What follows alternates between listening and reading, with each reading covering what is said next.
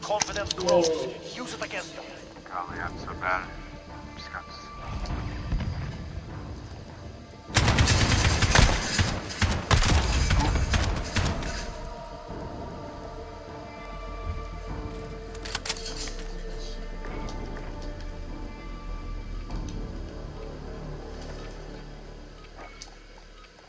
Cyber attack.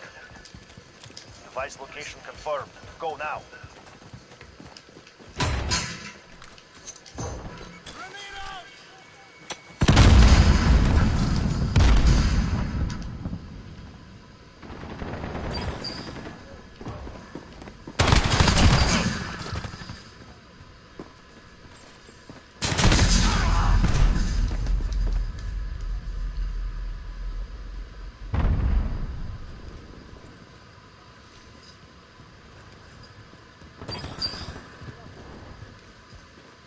Enemy EMP incoming. Defend the data center.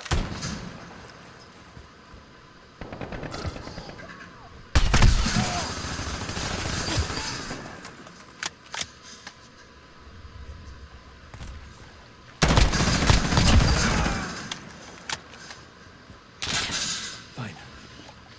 You can't die yet.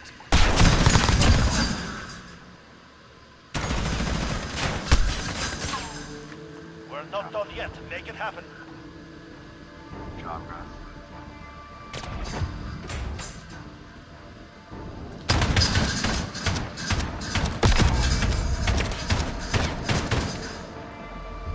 Switching sides. Cyber attack.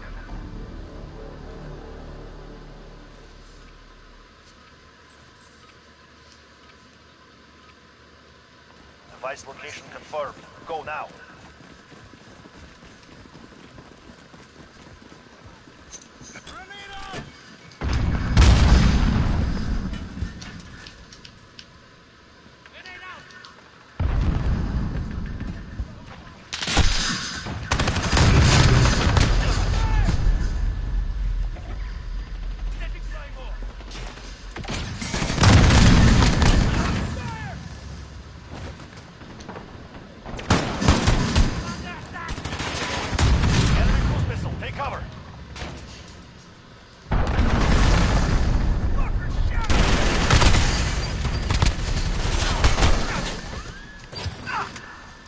Data alone. The enemy has the Ready device. for flyover. Send recon.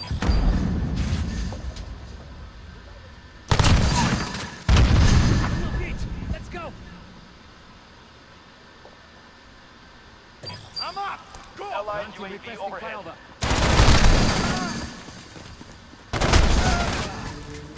We're not done yet. Make it happen. Yeah. Hey, anybody know what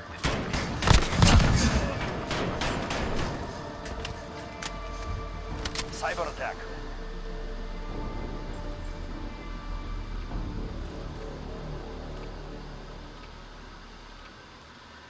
Retrieve the device.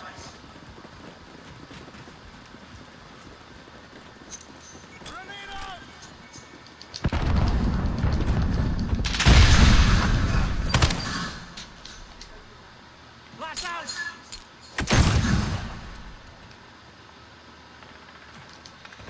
Device secured. Reloading.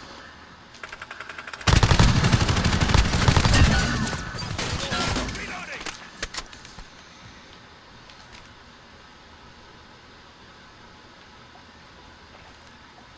EMP set. Begin countdown. Reloading. Oh, man.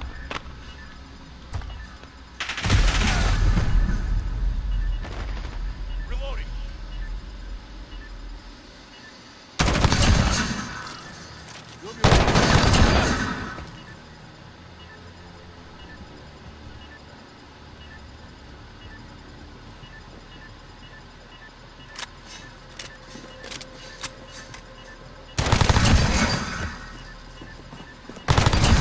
We have the advantage. Keep pushing.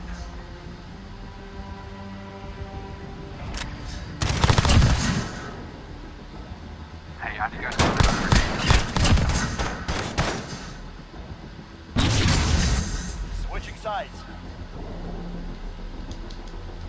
Cyber attack.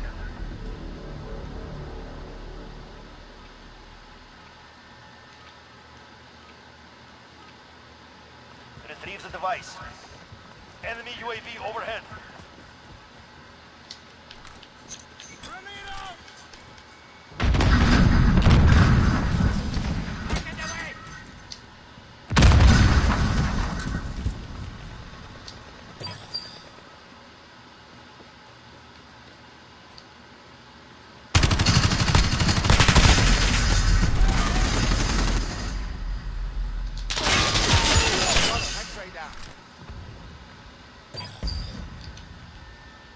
You stand!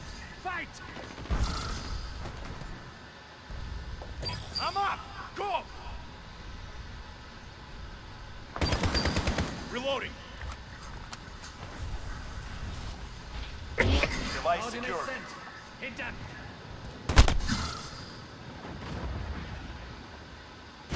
Allied cruise missile launched.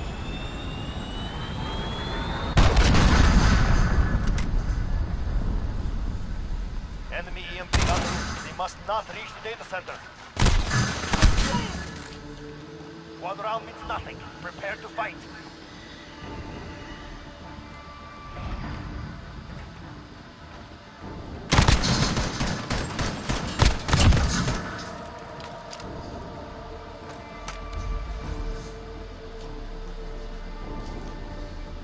Cyber attack.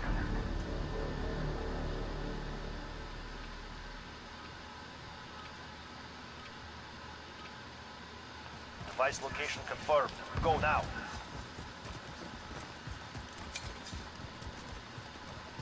The enemy has the EMP. Defend the data center. Fuck! Enemy UAV overhead. Now has the device. Secure our data center. Enemy cruise missile. Take cover.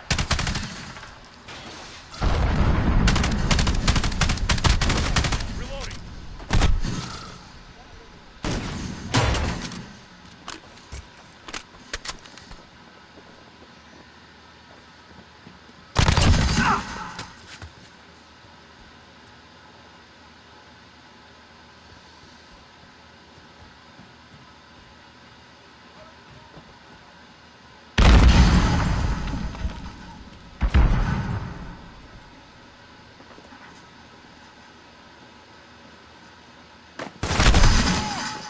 Nice.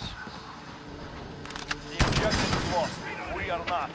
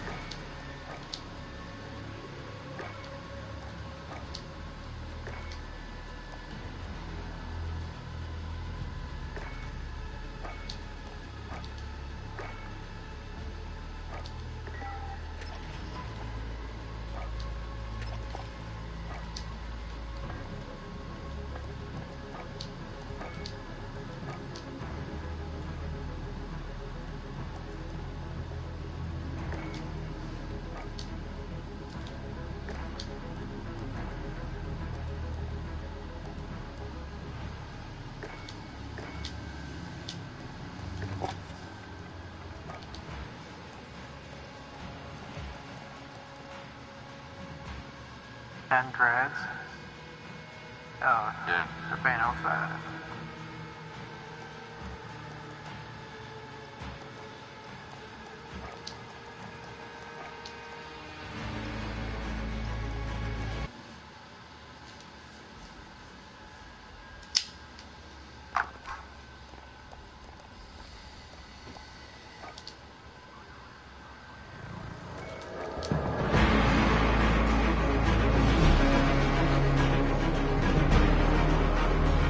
down in that one of the alleys. Yeah, probably. Just there? No. Cyber attack. Oh, I don't know. I don't know. Use the EMP device I to know shut homies down on. the enemy What's data up? center. Huh? So we'll find Any out. homies on Xbox? I'm the third nigga. Nah. You like turning, bro? While you weren't talking, holy. Oh, go hard. Bro, I, Secure. mic is muted. Bro, the 3v3 tournament we're gonna play on CNG, alright? Alright, I got an account. I gotta get an account. Fucking epic, bud. Boys, how do I get in this building? Reloading. We got the boom boom salabine. Look out, Allied we're UAV right. overhead. I've got you. Oh shit on that EMP nigga. set. Begin countdown. I knew there was kids all They're around me. hurting. Send them home.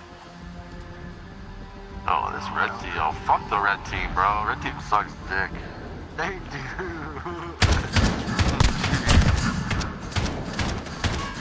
Bro, you wanna hit the red team? Cyber They're all attack. homos.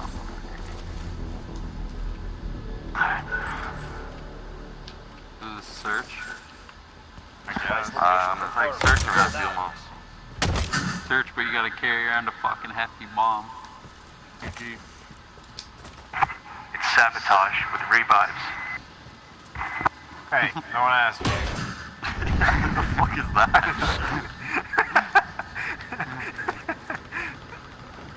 Follow that Everybody's missile, here? boys. I'm about to get a quad Allied piece. cruise Let's missile go, launched. baby. They're all inside. Fuck this day. Fuckers. Device secured. They're all back here, boys. Oh, bitch. Dang, claymores. Maintain pressure. Next Red round, we team push them. sucks. They suck it.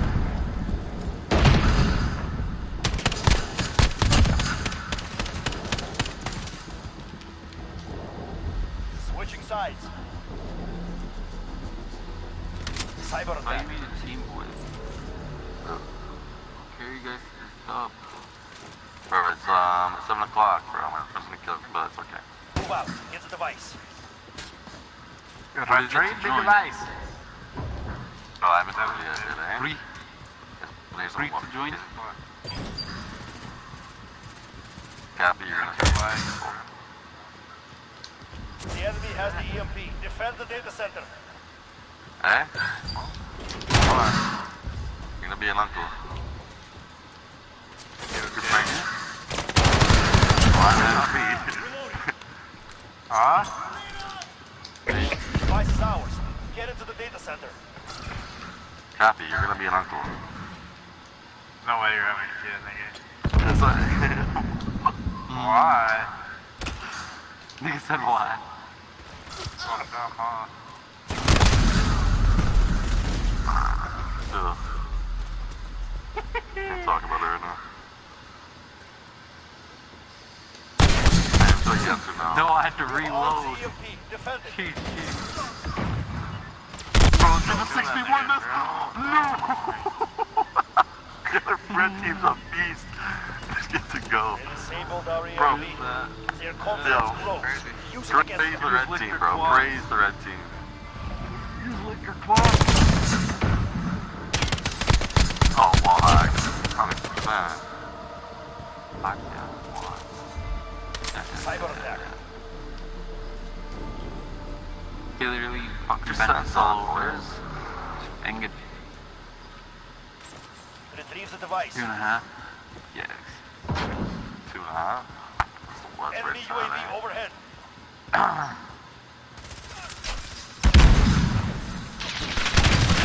The other must not reach the data center.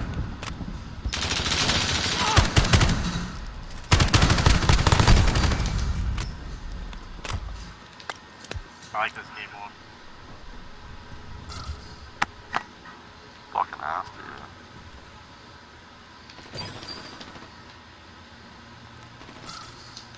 Oh, behind you, behind you, behind you.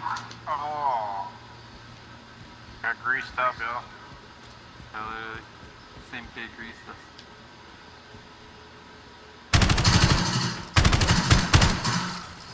Where is he, bro? He's in the building. Hey? Reloading. Oh my god, that kid's shitting on everybody. That's There is easy. no one else. Lakai, bro. It's sabotage, eh? Revive Got people, this. eh?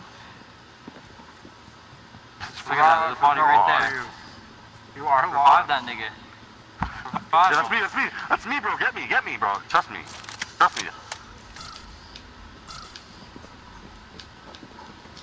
Oh, GG. No, bro. I can walk. Alright. Grab me, grab me. Look at all the bodies right Active there. EMP on our data center. I know, this kid's handy. Both of you. Wow. Travis, too. Travis just wants to run into the hell. They're making us fight for Oh, it. Give it to this them. guy wants to go to attorney. Bro, chill, dog. This guy wants to I got nervous, dude. Got under that. GG's with that kid, dude. Switching sides. The M13 butt licker. Back on the other one. Fucking look. Yeah, everyone sit here, right here. Everyone sit here. I'm leaving you guys all ammo. Ready? Hold on. Y'all get ammo. I'm eating, so yeah, I'll be standing right Release here. the device. Yeah, everyone get ammo. Woo! Party. Here's your card. Travis the dad. EMP en route. Yeah, bro, that's crazy. Enemy chopper gunner on approach. Good, I guess. G fucking G. Dude, this kid has Japanese on his fucking thing. Lick my butt. I'm about to pull a bomb at the thing.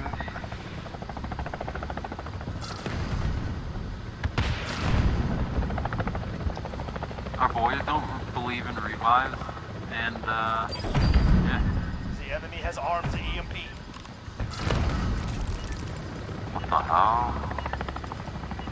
Really? Start Claymore. Disarms the EMP and tags the enemy data center. No pressure cap. Enemy Still need to EMP see something. incoming. Active EMP on our data center. Dispute it, bro. Dispute it.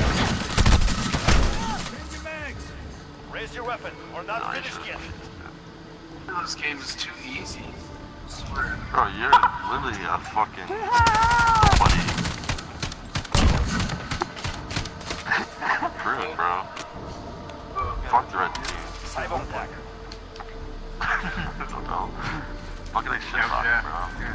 Huh? You fucking raged off the game, eh? Dropping like 3 kills a map. Device location confirmed. Go now. We just stopped talking and just got off, bro. Dude, actually shit.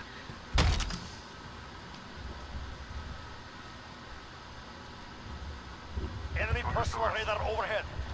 My game like that, yo. Oh, you wouldn't believe it. The guy's camping out there. Where? Right outside the door again. To the right or the left? To the left.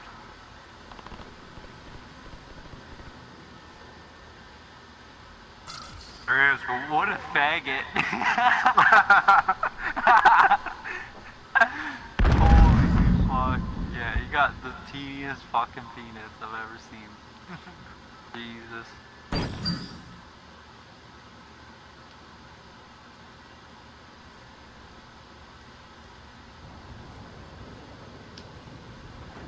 Be nice, bro. Allied cruise missile launched.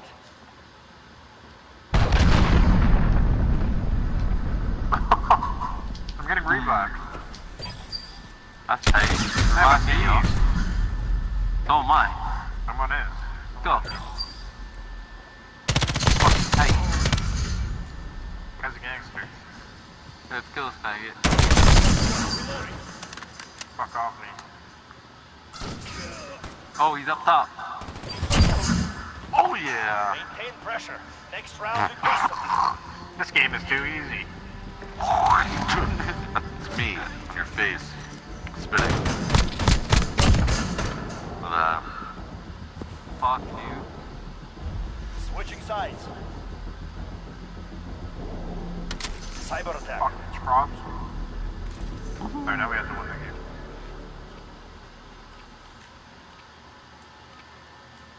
Device Go, here. confirmed. Go Get now. the ammo here, boy. Okay. Jim what's up?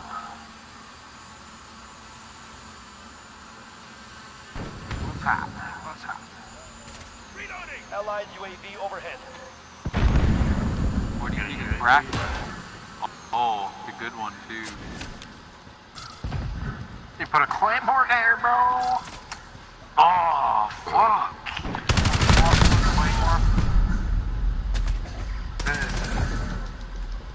They have the device. Secure our data center. No time for this. Come on. Oops, sorry. Next round. Pick it up. Fuck is that? This is easy, bro. Hey, nasty. This is easy. Bro, it's so easy.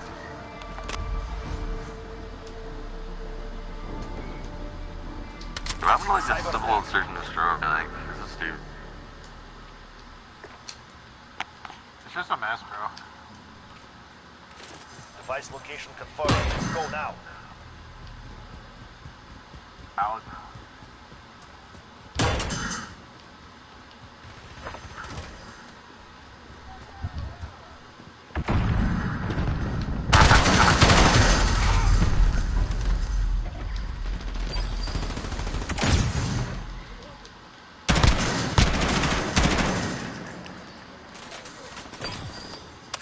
Fit on.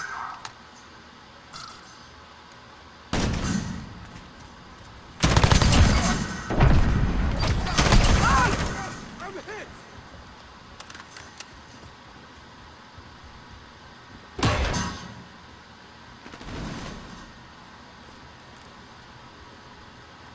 I've got you.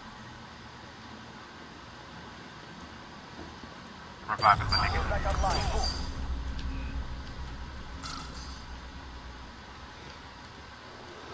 I think he's slick over here. Enemy personal I think- radar overhead. I think he thinks he's slick. Oh, he's right here. He's Japanese. I'm up. Reloading. Pack up, bone Drive time. is their mission. So lead. This game's too easy. Get the bro.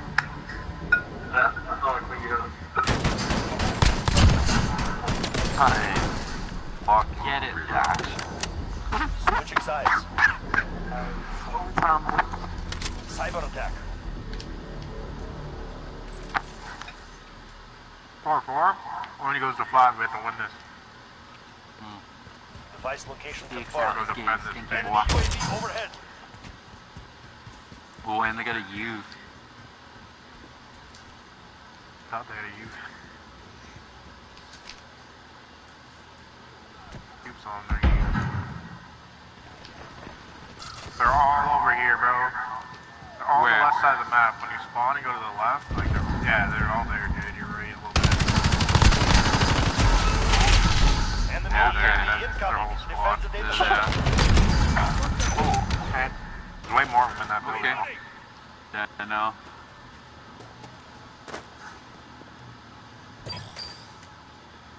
Move a claymore, bro. Put it down.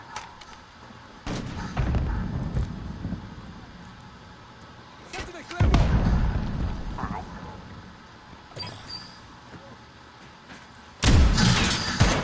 Oh, shit.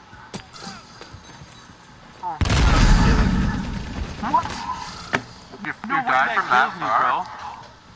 What the Yeah, you fuck, just jumped bro? off like a 2-foot staircase and died. Get up. I've got you.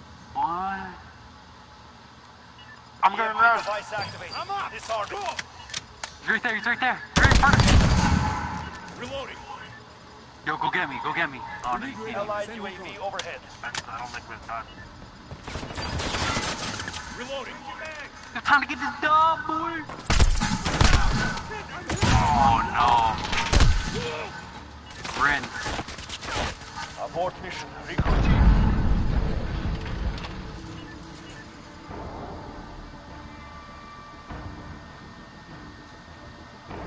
Oh, red team. Big nigga.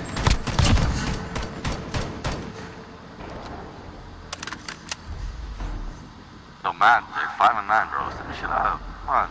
Come on.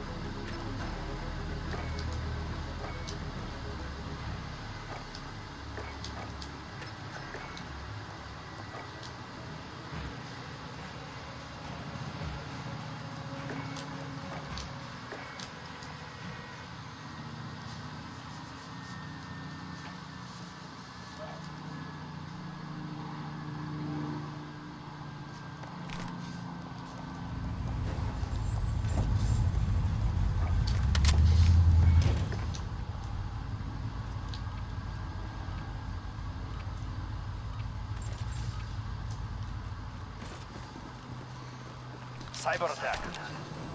Secure the EMP and destroy the enemy data center. Do whatever it takes.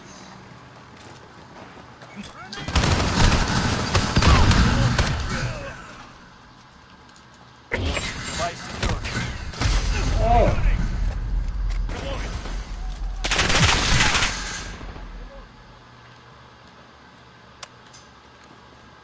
Setting Claymore. On your left.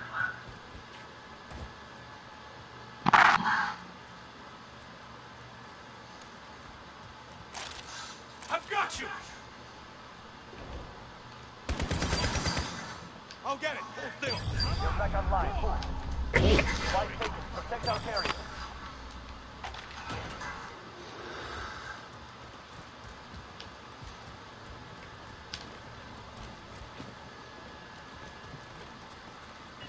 EMP set.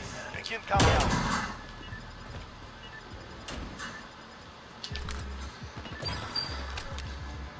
Maintain pressure. Next round we crush them.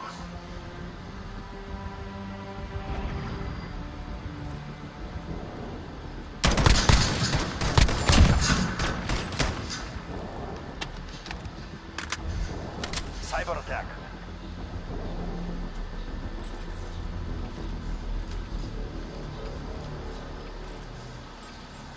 Retrieve the device. Reloading.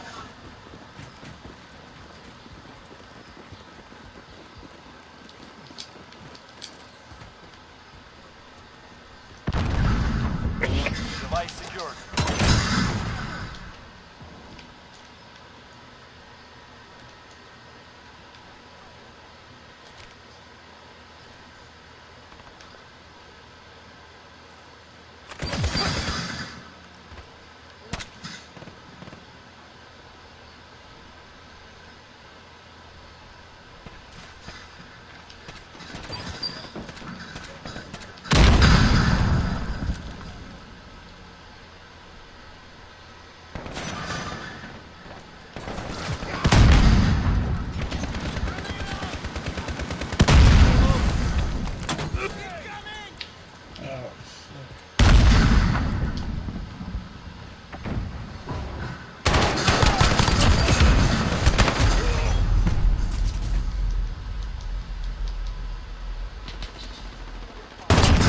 Reloading.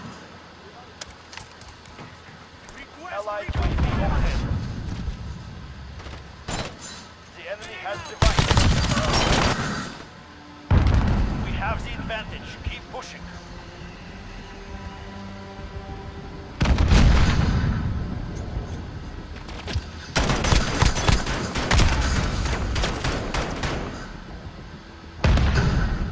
Switching sides.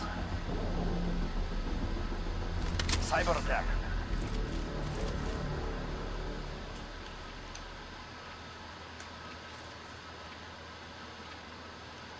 Retrieve the device.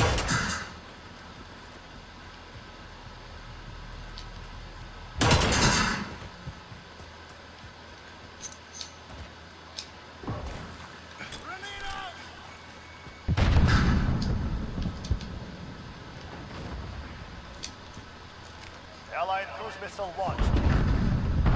Enemy EMP incoming. Defend the data center.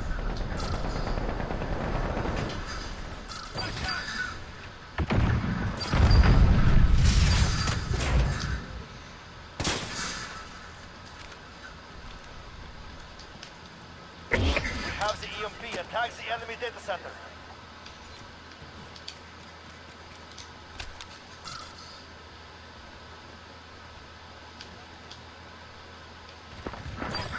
Changing max.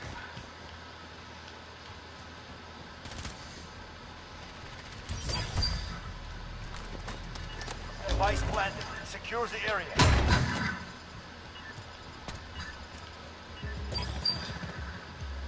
Zera, stay hungry. There's more where that came from.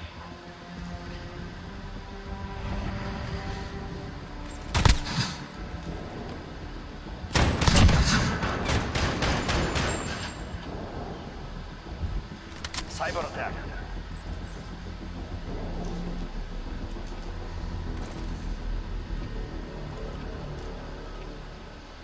Move out. Get Hits the device. Setting flame. Allied UAV overhead. Has the device.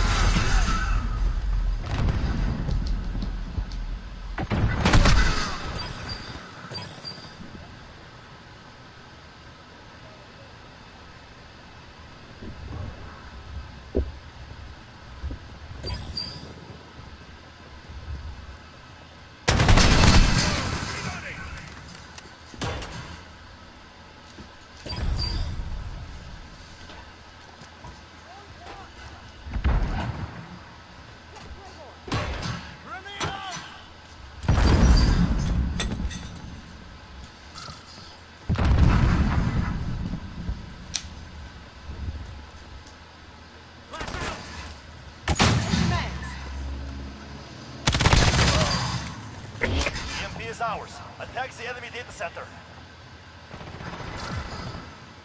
You can't die yet.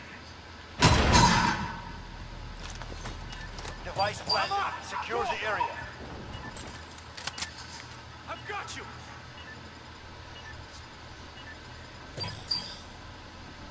They're hurting. Send them home.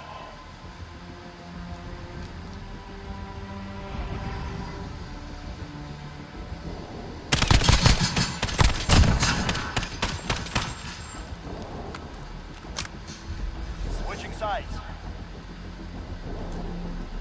Cyber attack.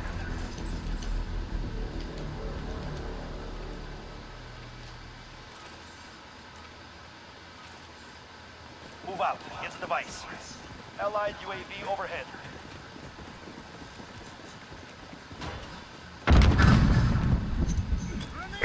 Device secured. Reloading. Reloading.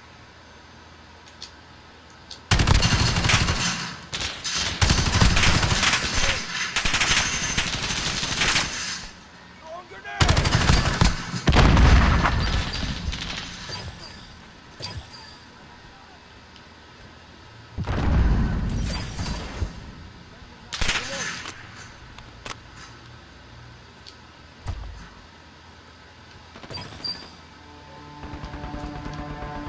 So return home bloody and empty-handed.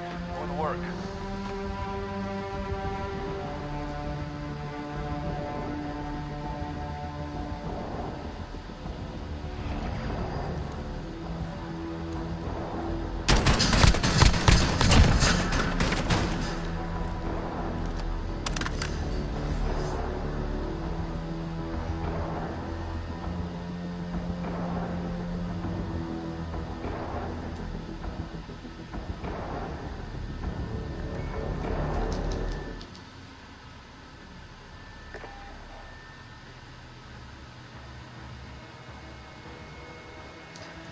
How do you throw a grenade on PC?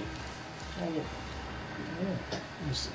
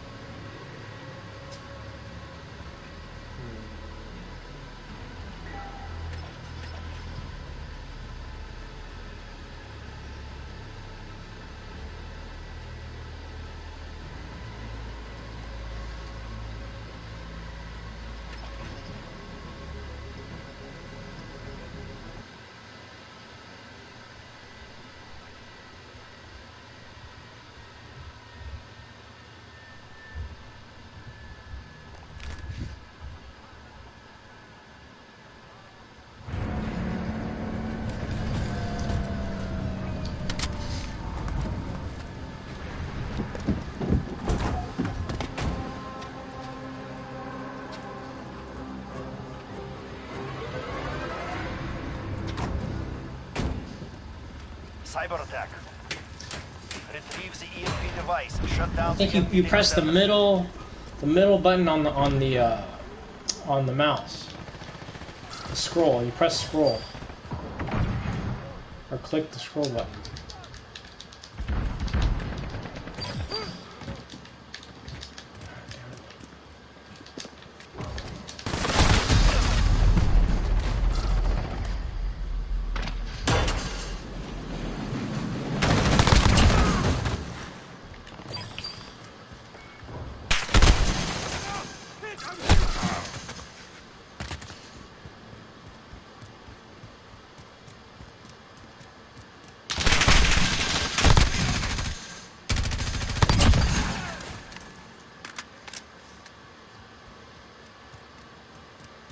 got you! You're good to go. Get back in there.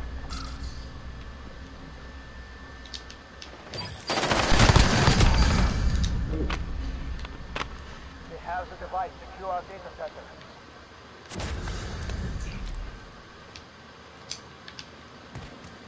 I've got you!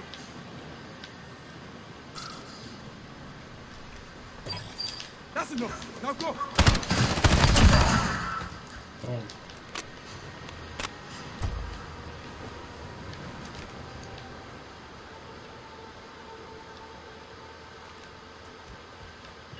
Enemy device active.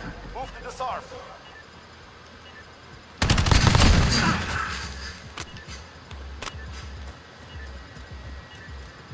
Another one on my team?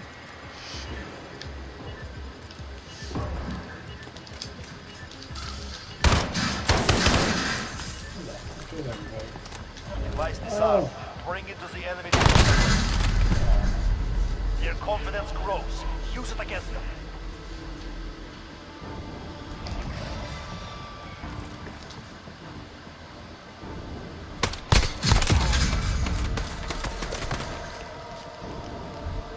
Cyber attack.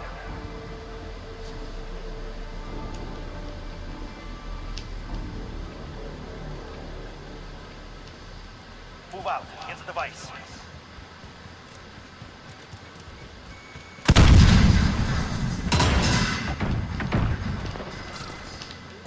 They have the device.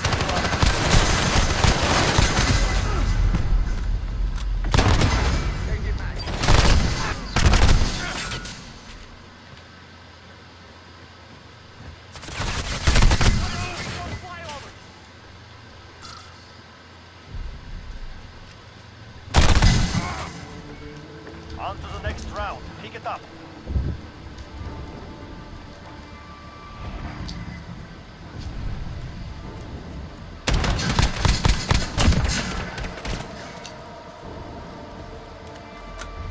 Switching sides. Cyber attack.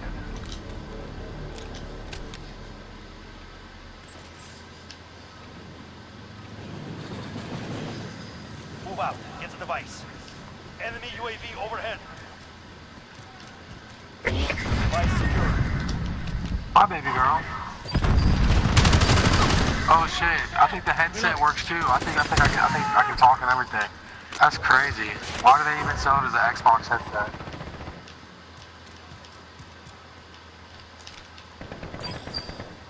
Oh yeah, you're ass, bro. Reloading!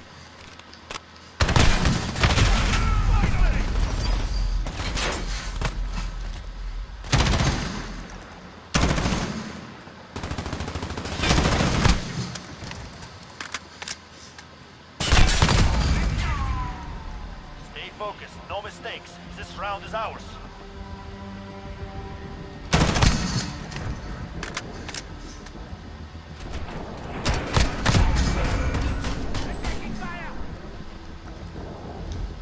Cyber attack.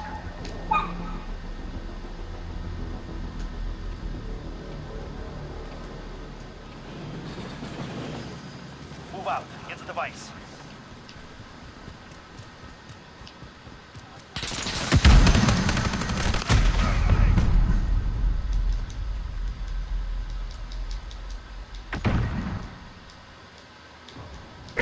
Device secured. Allied cruise missile launched.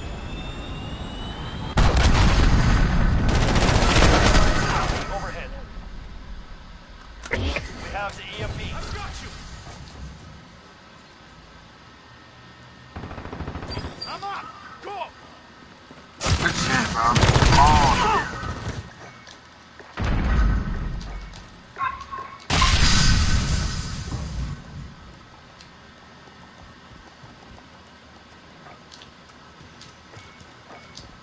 Oh, bro, you should have picked me back up again, Kai.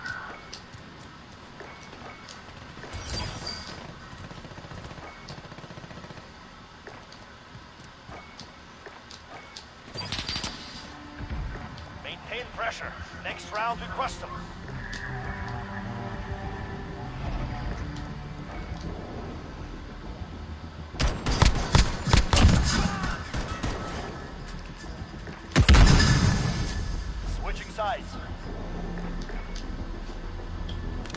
Cyber attack.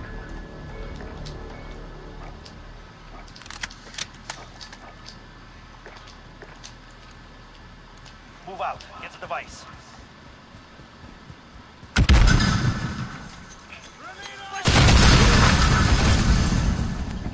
Throwing stun! I've got you! You're back online. Move. How's that thing still on?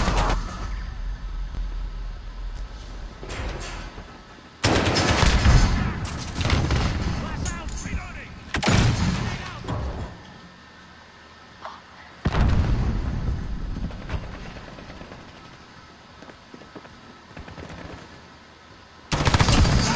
Reloading!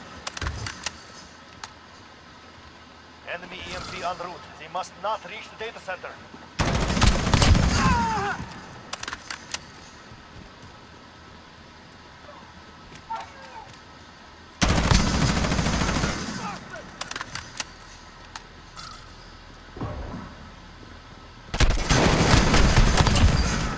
Go.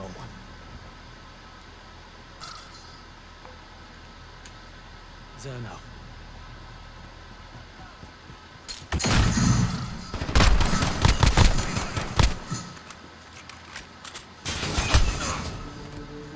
They're making us fight for it. Give it to them.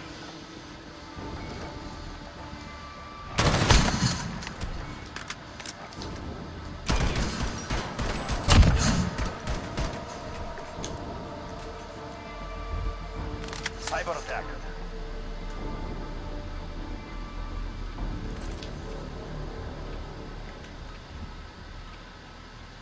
Device location confirmed. Go now.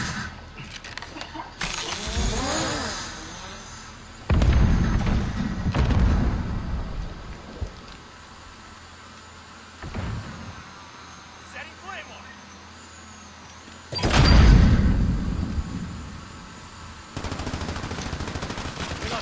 Reloading!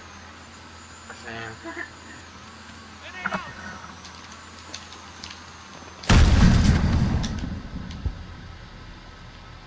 Yeah.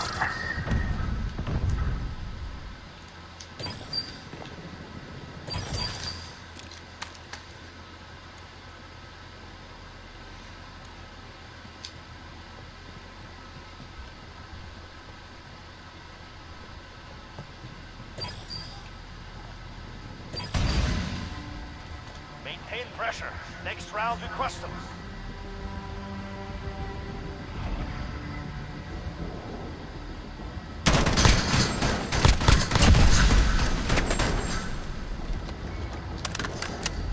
Switching sides. Cyber attack.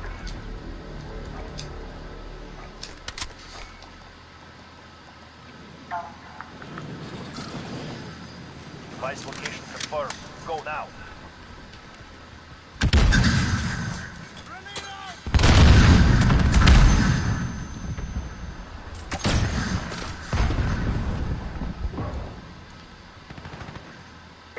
Device secured.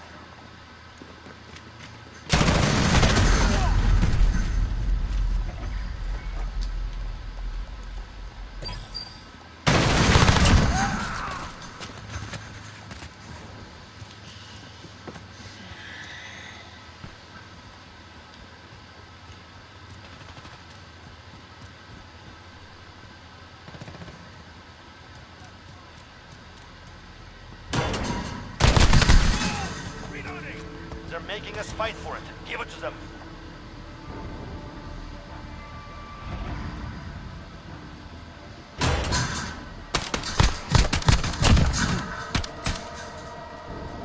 Reloading!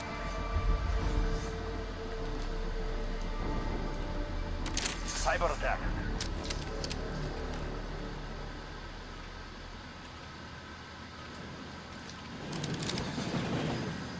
Device location confirmed. Go now.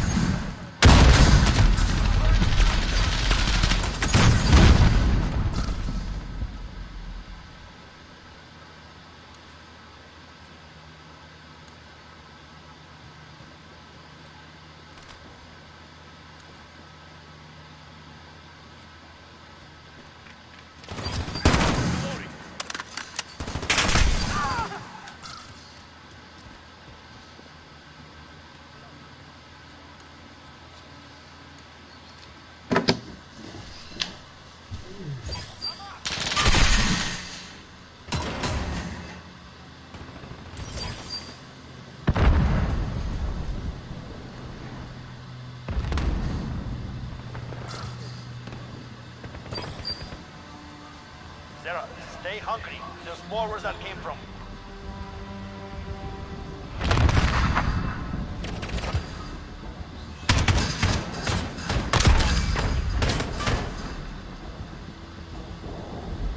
Switching sides. Cyber attack.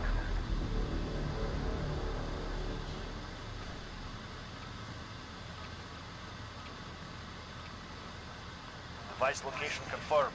Go now.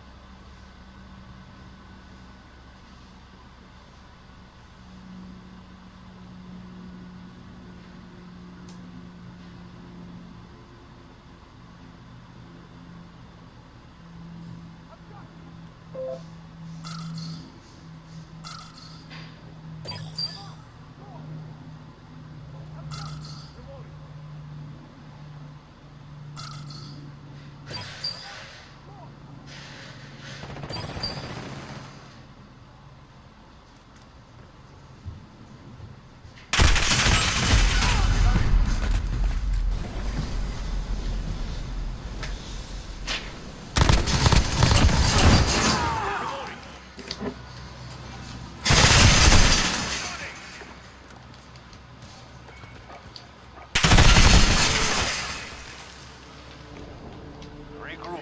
Tomorrow will be different. 1 minute remaining.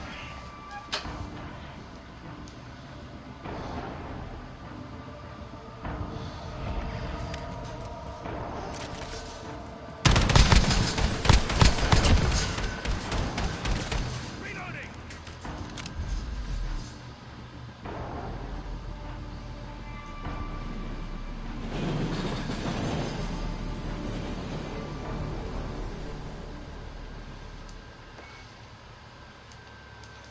Please join me in welcoming Andrew Yang to the stage.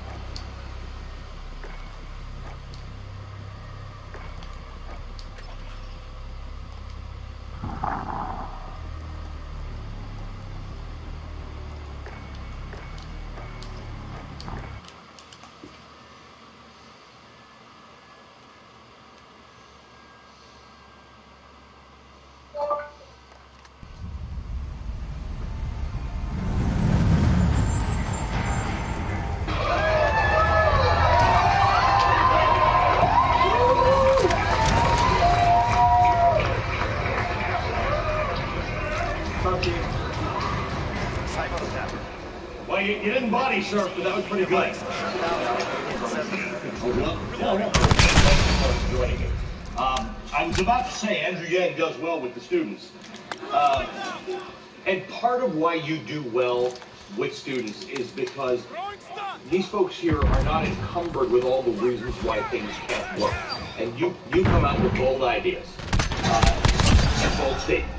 But you've been criticized in one of your bold statements about climate. I want to just ask you about this. Did you mean what you said, or would you say it differently? You said we like to act as if we're 100%. Even if we were to curb our emissions dramatically, the Earth is going to get warmer. The last 4 years have been the 4 warmest years in history. Here's the part that some people didn't like. We're too late. We're 10 years too late. You believe it? How many of you all watched the Democratic debate in Detroit? It's the one before this last one. That's Georgetown for you. So we're familiar with the two main positions on climate change. The Democratic position, we have to fight climate change. The denialist position, climate change is a hoax, we don't need to worry about it. At that debate, I staked out the new third position, which is it's even worse than you think. And I'll stand by the fact that we are too late to curb some of the warming that we're seeing around the country and the world right now. I mean, the world will warm. The world will warm. Greenland just came out with a study saying that their ice pack is melting at the rate projected in 2070 today. And we are only 15% of the world's emissions. So even if we were to get our acts together very, very quickly, we would still be facing some of the disastrous impacts of climate change. Now, this is not to say I don't want to make big moves in the right direction. There's a proverb that says the best time to plant a tree is 20 years ago, the second best time is now. We should have been doing this work 20 years ago, but the second best time is now. So Andrew, my producer's going to get mad at me. I don't know if that camera can get the pin that you're wearing, but you like to say this. It looks like you, and it's got a cap, and it says math, M-A-T-H. Andrew likes to say he likes math, but actually that stands for Make Americans Think Harder. Yeah, Make America Think Harder, which is what we need to do, right, Georgetown? Thank you. But this is the topic. This is the topic that both one has to think hard about, because climate means a lot of things to a lot of people. Warming means a lot of things to a lot of people. But at the same time, your job, and something you have tried to do with very complicated issues, is make it accessible. People understand that climate change is a real threat, but they're not sure who's supposed to fix it, what they're supposed to do about it, and where it's going to get paid for. So how do you approach climate? Easy or hard? Well, the trap that Democrats are in particular, where climate change is concerned, is that for a significant proportion of Americans, they hear fight climate change and they think my life's going to get more expensive, things are going to get more inconvenient, I may lose my job if I work in an industry that could be impacted. So that is the tension that we have to alleviate from Americans, let them know, look, this does not have to be a matter of cost and inconvenience. We can actually create hundreds of thousands of opportunities around the country if we make the right move towards a sustainable economy. Now, part of this is a measurement problem, where we have this GDP measurement that is now leading us off a cliff. GDP is at record highs in this country, also at record highs, stress, drug overdoses, suicide, financial insecurity. And our life expectancy has been declining for the last 3 years in a row. First time in 100 years. Last time it happened was the Spanish flu of 1918. So what we have to do is we have to modernize our measurements so that we're not in this tug of war with the other side where we're going around and we're being presented as the schools who want you to, use a different straw. Like that. That's not the discussion that we want to be in with the American people. What we have to say is, look, we've been subsidizing fossil fuel companies to the tune of hundreds of billions of dollars since day one.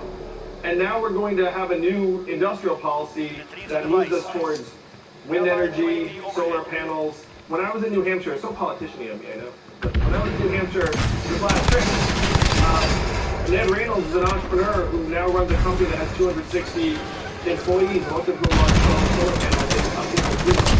So that is the positive vision we have to present to the American people, and say this is a win-win-win. And we can't get caught in this tug of war that states in large part around a very narrow definition of economic value. So part of the difficulty with that, if we use coal, is that we understand that there is a day in which we will not use coal, and we've actually been going toward that, but nobody actually did anything for those people who work in coal. And in fossil fuels in general, those people who you might call frontline workers, or people who have pizza parlors and car dealerships, places that are oil communities, they're going to look at the coal people and say, this is how we're going to end up if you vote for Andrew Yang or a Democrat. We're going to end up with broken towns and opioid addictions and no jobs and things like that. So how do you get How do you talk to people who do think that it's not just about straws, it's about airplanes, and it's about cows, and it's about ice cream, and all that kind of stuff? How do you say this is actually opportunity, but we'll figure out a way that you share it that opportunity? I spent 7 years working in the Midwest and the South primarily, and I saw the aftermath of the loss of manufacturing jobs. It's very much parallel to the loss of coal mining jobs. And you're right that these communities never recover. That's why our life expectancy is declining, is that so many parts of this country now feel adrift. The big move we have to make is we have to start viewing people as having intrinsic value independent of the market. So if the market says, hey, as a coal miner, you used to be worth $45,000 a year, but now the mine closed, now you're worth zero. And then we all say, well, maybe we can train that coal miner to become a coder or something, frankly, quite ridiculous. And the only reason why you would even think that for a moment is if you've been brainwashed to think that economic value and human value are the same thing. And that if you've lost your market value, then we have to move heaven and earth to find a new slot for you in the market economy. So that's the big progression we have to make. And as you all know, if you've heard anything about my campaign, you want to give every American $1,000 a month starting at age 18. So the guy in the second row right there is very interested. Oh. And for the students here, you get it. I mean, I get it. How expensive is Georgetown nowadays? I heard 77, and that's crazy, but it sounds like that might be accurate. So let's say let's say it's 70. I mean, $70,000 a year, over $250,000. I'm a parent. I've got 2 kids. And so you're looking up saying, like, how the heck did college become so unaffordable? How many of you all have taken out student loans? Now, Georgetown's pretty good, too, in Georgetown, but there are people watching this at other college campuses also have massive student loan debts. And what we do is we've set up an economy that's not going to work well for you, and the institutions have just become so expensive and self-serving. So, again, it's a function of seeing ourselves as inputs into the market. And then you see these colleges and say, well, you cost this much, and so I need to get a job that looks like, that has this sort of paycheck associated with it. This is the big progression, where if we get the boot off of our throats, then the people who are in these towns that might be fearing for their place in the 21st century economy, if they start seeing that we'll all be able to share the gains through a dividend of $1,000 a month for starters, but then we have to build a new human-centered economy on top of that, then that's a vision that I believe that they're willing to accept and embrace. And I'm not saying this speculatively. I've actually been around the country now for 18 months, and I've worked in these communities for 7 years. So Americans are smart. Like, they see what's going on around us, and then if you pitch them on a vision that includes them, they'll actually listen. What does climate change mean to you? What do you think is going to happen in this world in 2050 or beyond if we stay on the world? Well, we can see the effects already. We're seeing coastal flooding in parts of the country and non-coastal flooding in the Midwest, in Iowa and Nebraska. We're seeing more and more powerful storms that are being driven by warmer oceans. We're seeing 4 to 8% of the Atlantic Ocean's biomass disappear every year, which is eventually going to be an epic disaster for us all. When I was in New Hampshire last month, there was a multi-million-dollar shrimping business that went to zero. And you can imagine the effect that's having on communities. So the effects are real, they're already happening. And if you can imagine all of those turned up dramatically, that is what our world will look like if we don't take dramatic action. You have said that you like the Green New Deal. You've got some problems with the timeline. You think it's too aggressive. Now, you painted a picture of a world that can be very dangerous, even if we do things. The world is still going to warm. So talk to me about what your issue is with the timelines of the Green New Deal. I love the Green New Deal. I think they did us all a tremendous service by presenting a real vision for where we have to go. We are a very, very energy-intensive society. We consume a lot. And I'm more optimistic and confident that we make progress on a slightly longer timeline that would be minimally disruptive to people's lives if we make the right moves. What's the disruption that worries you? What's the thing that you think would be better to do over a longer time? Well, if you look at our modern lifestyle, I mean, there are a lot of things that we do that we don't even notice that are significant in terms of the energy consumption. And the Green New Deal's timeline, in my mind, would end up making some of those activities much more difficult, really in the next 5 years, 5 to 10 years. I mean, the Green New Deal's original timeline, I believe, was around All right, let's talk about one of the things that you propose in your climate plan, and that is to increase the amount of energy produced by nuclear power in this country. An increase from where we are now. We've not had a meaningful expansion in nuclear power. Some people have criticized that too. Talk to me about that.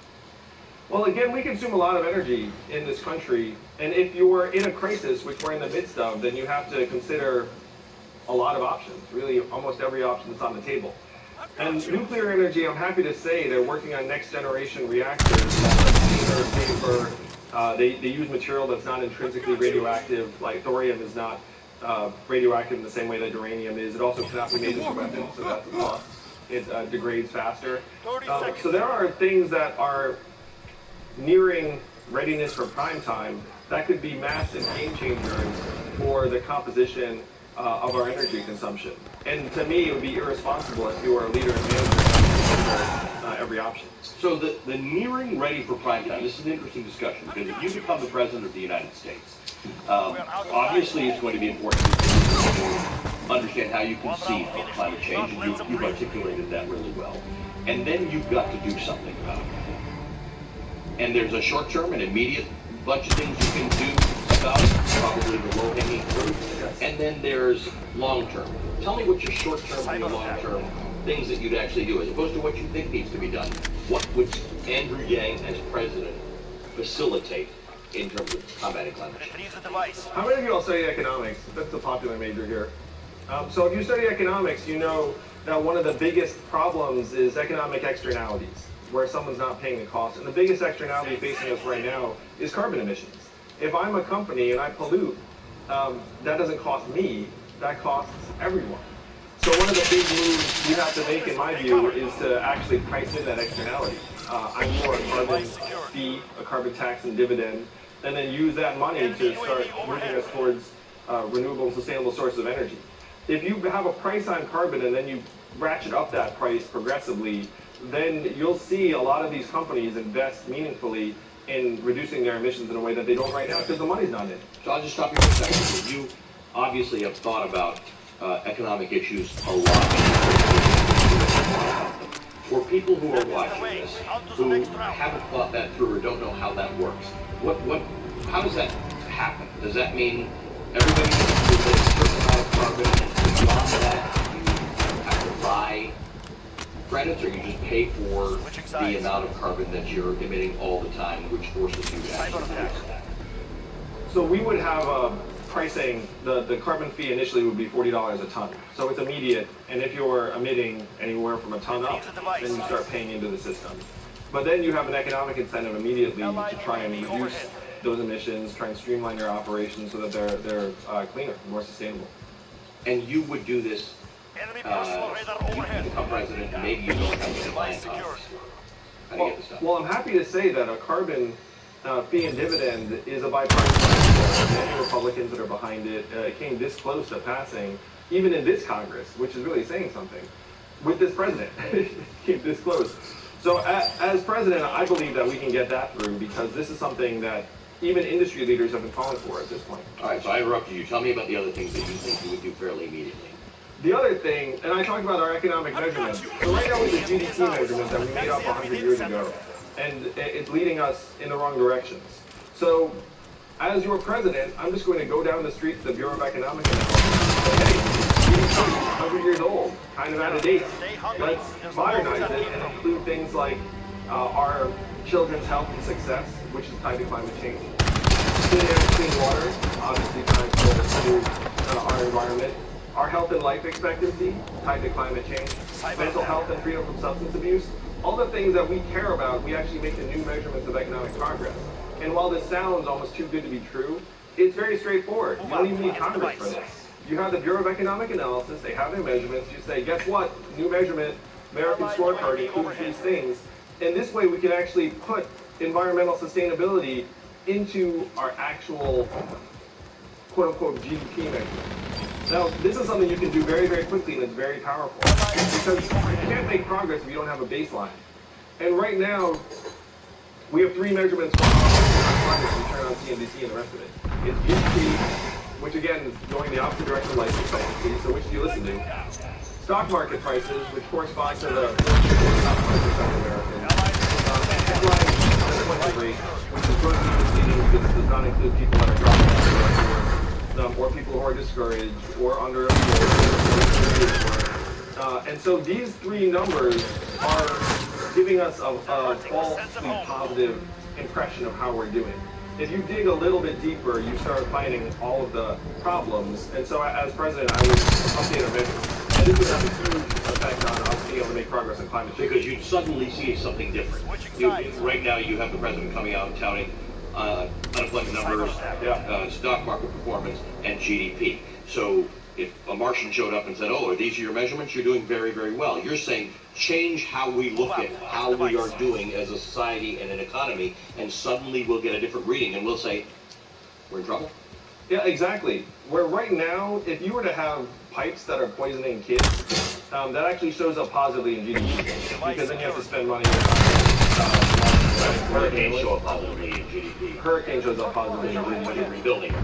No. So think about how messed up that is. It's like, oh, GDP went up. Well, why? Because we had to rebuild the town? That doesn't make any sense. So you should actually have measurements that have hurricanes as very, very bad, have poisoning kids as extraordinarily disastrous, to the point where then it actually pays for you to make sure you have clean water. I mean, what's more expensive? New pipes or poisoning our kids? Right. We don't measure poisoning our kids. But we don't measure poisoning our kids. Yeah. That's right. That is the problem. Carbon capture. David Wallace Wells, who's written extensively about this, has said that if you were to figure out how to, not figure out, but if you were to build the factories that you needed, the machinery to capture carbon, you need to build a facility something like 8 years or something like this. This is really big. You've talked about carbon sequestration. You've talked about carbon capture. You've talked about something called cloud seeding. You've talked about putting mirrors in the sky. On one hand, that is big, bold thinking that I'm sure a lot of students will appreciate. On the other hand, Brian Kahn, his motto, has said it's a cavalier approach to a monster of a problem with tricky solutions and trade-offs, and there are questions about equity left largely unanswered that could pose a huge risk to society. About your big, bold thinking. Now, this is an issue with being Andrew Yang, because you've got big issues, right? You've got big talk. I don't mean you have big issues. No. You don't have big issues. You tackle big issues in complicated ways. How do you answer the question that, look, we really got these problems to solve. You're talking about untested, risky theories. We're burning the earth. Well, the simplest way to increase the level of carbon we capture is to plant more trees. And I think most everyone can get on board with that. So I would want to reforest vast tracts of land, including tracts of land that are not here in the United States. You can go to another country and say, hey, guess what? We'd love for you to plant some trees. We'll pay for it. We'll pay you to maintain the giant new forest over time. That's something very concrete.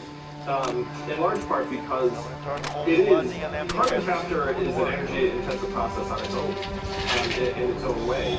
And so it's more plausible to plant lots and lots of new trees than to create a new carbon capture facility.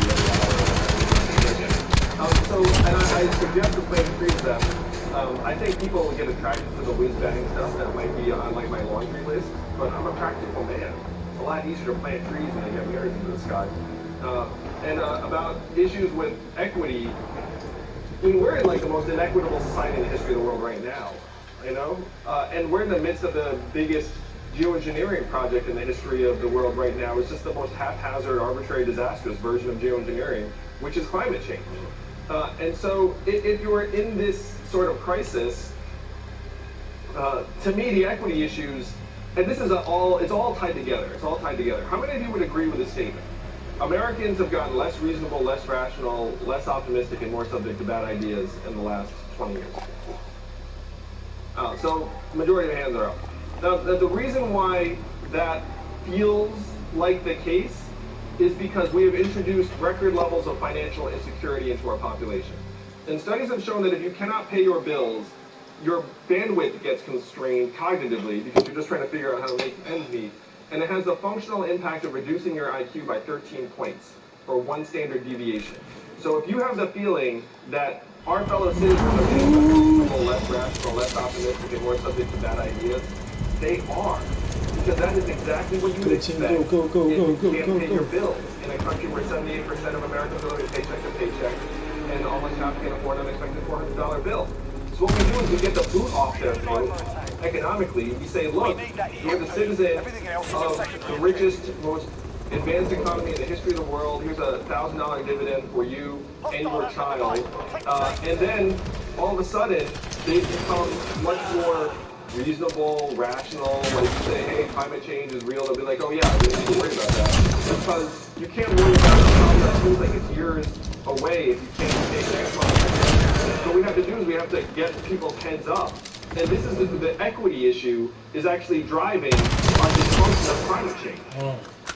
It's all tied together. So when you talk about the inequities of some of my climate change suggestions, like I'm actually on the opposite extreme, where I want to address the real pervasive inequities in our society right now that are holding us back. So that's interesting. You're saying it's a cause and effect situation. If we know what percentage of Americans don't have $400 in case there was a disaster. We saw this with 47%. We saw this with the government shutdown, right? Government workers who you're not supposed to think of as impoverished and in difficult times were not able to meet their bills in a 1-month government shutdown. So you're saying that if people can get just a little distant from their immediate financial struggle, then climate change stops, or their contribution to solving climate change. Yes, and their future becomes clearer to them. Nice. They're actually thinking about 10 years from now that their child's future becomes assured. And that's something they have to be more concerned about. So I'm curious around the idea of inequity, which is not just an American problem. Income and wealth inequality is a global and growing problem. We happen to be leading the trend here in the United States. Where does climate change as a critical matter fit for you in this? In other words, if you have a bunch of buckets of things that Andrew Yang thinks are really, really important needs to be solved, is climate change at the top of that list? It's the clearest existential threat to our way of life. So you have to have a threat one end. To me, the reason why I'm known more for being concerned about automation of jobs, artificial intelligence, technology, is that I do think that they're very, very much tied together. To me, 1A is climate change, and then 1B is inequities that are turning us against each other, that are about to accelerate and take off. That we're not going to be a country that can counteract climate change if we're rioting because robot trucks are there. I mean, like, we have to address the problems that will actually help energize solutions for climate change and other massive problems. And right now we're polarized, we're divided, we have this dysfunctional government up the way. In large part because this country is not divided off into different types of economic enclaves. I was staggered by the experience of just flying between St. Louis and San Francisco, or Michigan and Manhattan. You feel like you're traversing dimensions or decades and ways of life instead of just a couple of time zones. And as long as that remains true, it's going to be very, very hard to build consensus around the biggest problems we're facing. Let's take it out to the crowd. I want to go to Iowa State University.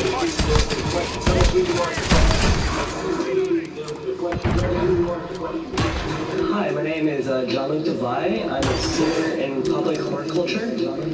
And so my main question is, as the planet has gotten warmer, we are now entering into a new stage in a new world, and I'm wondering how you would implement both better and both advocate for advancing and surviving into this new wild world that we're not quite used to yet. Is that live? Can I say hello to you? Do you see me? Yes, I can actually see you. Oh, that's funny. I'm coming your way. It's a good thing. A good thing. I definitely talked to authorities. It's happened. I've got you. That is the question, is how are we going to prepare our planet, our society, to actually work for you all and for young people? And right now we have set you all up with a total disaster that you're inheriting, and then sometimes we blame you for it. We've said it's somehow your fault, which makes no sense in my mind. Climate change is the most dramatic. There's also economic inequities, gun control, and the fact that we can't get our act together on that.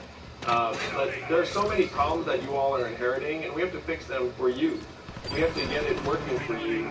Climate change is going to be this series of natural disasters around the country that are going to be ongoing. And we know who suffers from these natural disasters is people with lower levels of resources, tend to be black people, people of color, people that don't have robust shelters to go to, or even cars to get into to drive away. So we need to literally and figuratively move our people to higher ground. And for anyone who thinks that's overly dramatic, we're actually already relocating Chinese refugees in Louisiana to another part that's more inhabitable. So my plan, I have a 5-point plan to address climate change that includes tens of billions of dollars to help make communities more resilient, but also to help citizens actually relocate if that's something that they're open to doing.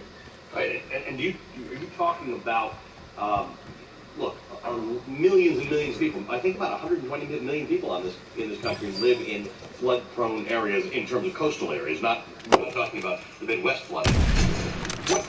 What mechanisms exist to disincentivize people from living there, from continuing to develop in places that are going to be flood-prone? Is that just going to be the market, or are you going to do something active to say, guys, we need to live in different places, or we need to live in different kinds of homes?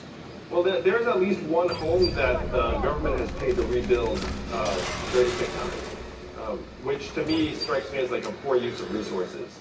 Like you could literally build a much nicer house just about anywhere else in the country for the same amount of resources. So we have to try and steer the market towards more long-term environments and solutions. I'm not someone who would ever try and pull the rug out from an American homeowner, but we have to put the right incentives in place. I'm much more about putting positive incentives in place than negative. So you would want to work with the insurance companies to say, look, if you are in this flood-prone area, and right now you're sticking it to homeowners at that level, maybe there's something else we can do. So you've got a small disagreement with the Green New Deal in terms of schedule. It's not that big a deal. Most Democratic candidates share the view that it's somewhere between now and 2050 that things that we're doing are going to have to be completely done, if not well on the way. We have an administrator of the EPA who does not share your view. The current administrator of the EPA says this is not urgent, it's 50% of the years. So this is the government of the United States of America. Oh my God! Don't remind us. This is an issue. I mean, we have people who are in governmental positions in this country, many of whom have been influenced by work in the fossil fuel lobby, who are peddling a myth that this is not a today thing. I think everybody here and everybody that are connected to this forum understand. Put up your hand. Is this a today thing? Yeah, it's a today thing. It's a yesterday thing. That's a big. What do you do when you get in? Does this become is this an empowered EPA or an empowered Department of Energy, or an all of government solution, or a climate czar? What's the thing that it looks like to you to make sure that everybody understands that this is an emergency? Well, first you're to appoint the head of an EPA that believes in the EPA. Believes in climate change. That's day one. Secretary of Energy that has the same vision that I have, that our new leadership will have about where we need to go. I think a climate change czar is a good idea. You know, maybe Jay Inslee, I'm sure he'd love that one. But the fact that our current government is so out to lunch on this is just a sign of institutional decay and deterioration. And that's, I mean, the institutions have been decaying for a while. That's how Donald Trump got into office.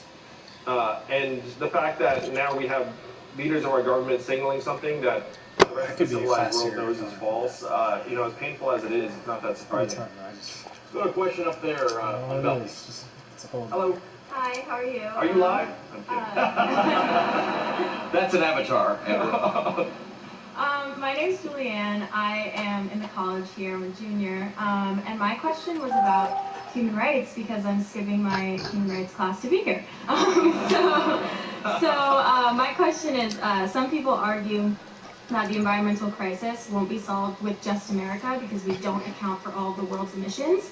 In my opinion, I think that climate change can start by being solved with us because we're a world leader and people will follow in our lead.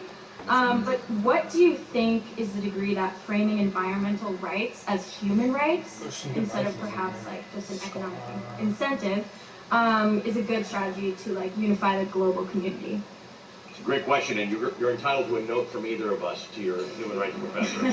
She learned more about human rights in this auditorium. It's a great question.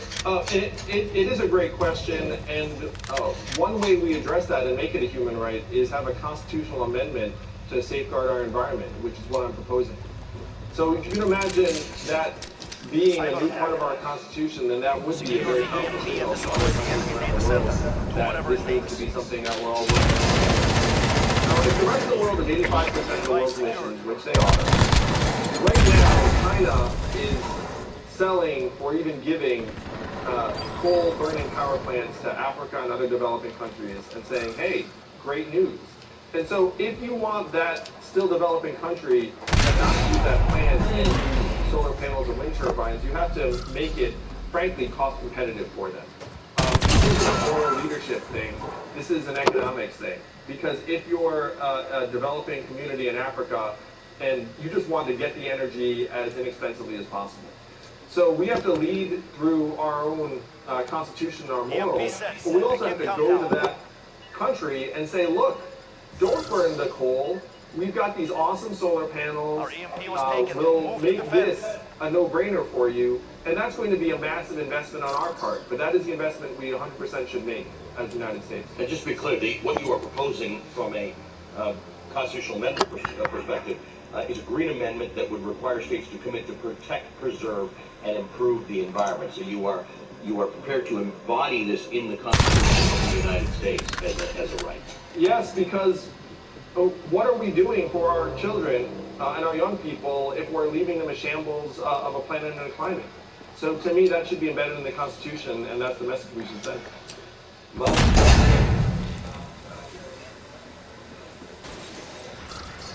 Bro, he's rinsing Michael Murray, who's getting his master's in environmental management at Yale, writes, Mr. Yang, unlike some of the other frontrunners, you have been supportive of the expansion of nuclear power. Why do you think nuclear should be a part of the future energy mix, and why do you think the other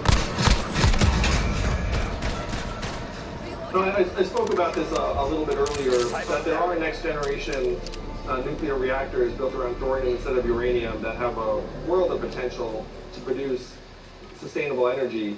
I do not know why other candidates are shying away from nuclear. I mean, other countries have been using nuclear power successfully for a number of years to reduce their emissions.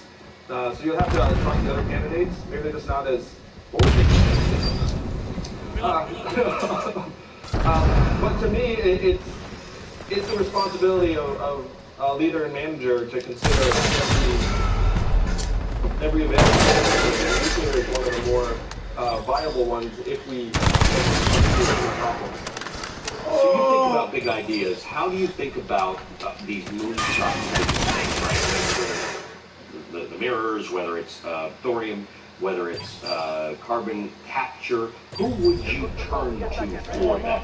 This is government level, industrial level, moonshot type of thinking, right? You've got to commit to the idea that the Earth is going to warm even if we do the right things. So we have to do more than the right things. It has technologically, scientifically advanced ways of doing things. You're the opposite of the science denier. So we have to stop thinking that if we do less of the bad, it's going to work. We have to do more of the good, which is what you're describing now. So we need to reforest, we need to reseed our oceans. And you talk about who I'm going to get to work on it. You all saw I was endorsed by Elon Musk just a few weeks ago, and I know for a fact Elon wants to work on this. you, does that follow with a,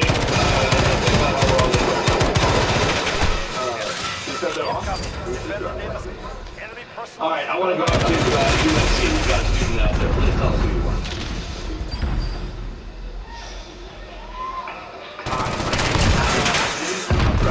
are. Science student at the University of Southern California. And my question for you is, how can we work with corporations to fight climate change? And how, as President of the United States, will you incentivize them to do so? Thank you. I said the political future in your future.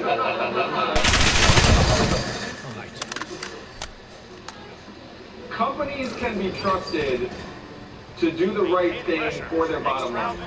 That is the only thing they can be trusted for. Truly. They have really a singular incentive. And so the way to get them engaged on climate change is to tie their profitability to their sustainability. And again, that sounds very difficult, but a lot of my campaign is built around updating our economic measurements. And one of the elements of my plan is for large companies to actually have to measure their emissions and then not just pay a carbon tax, but also take into account their impact on people aside from their shareholders.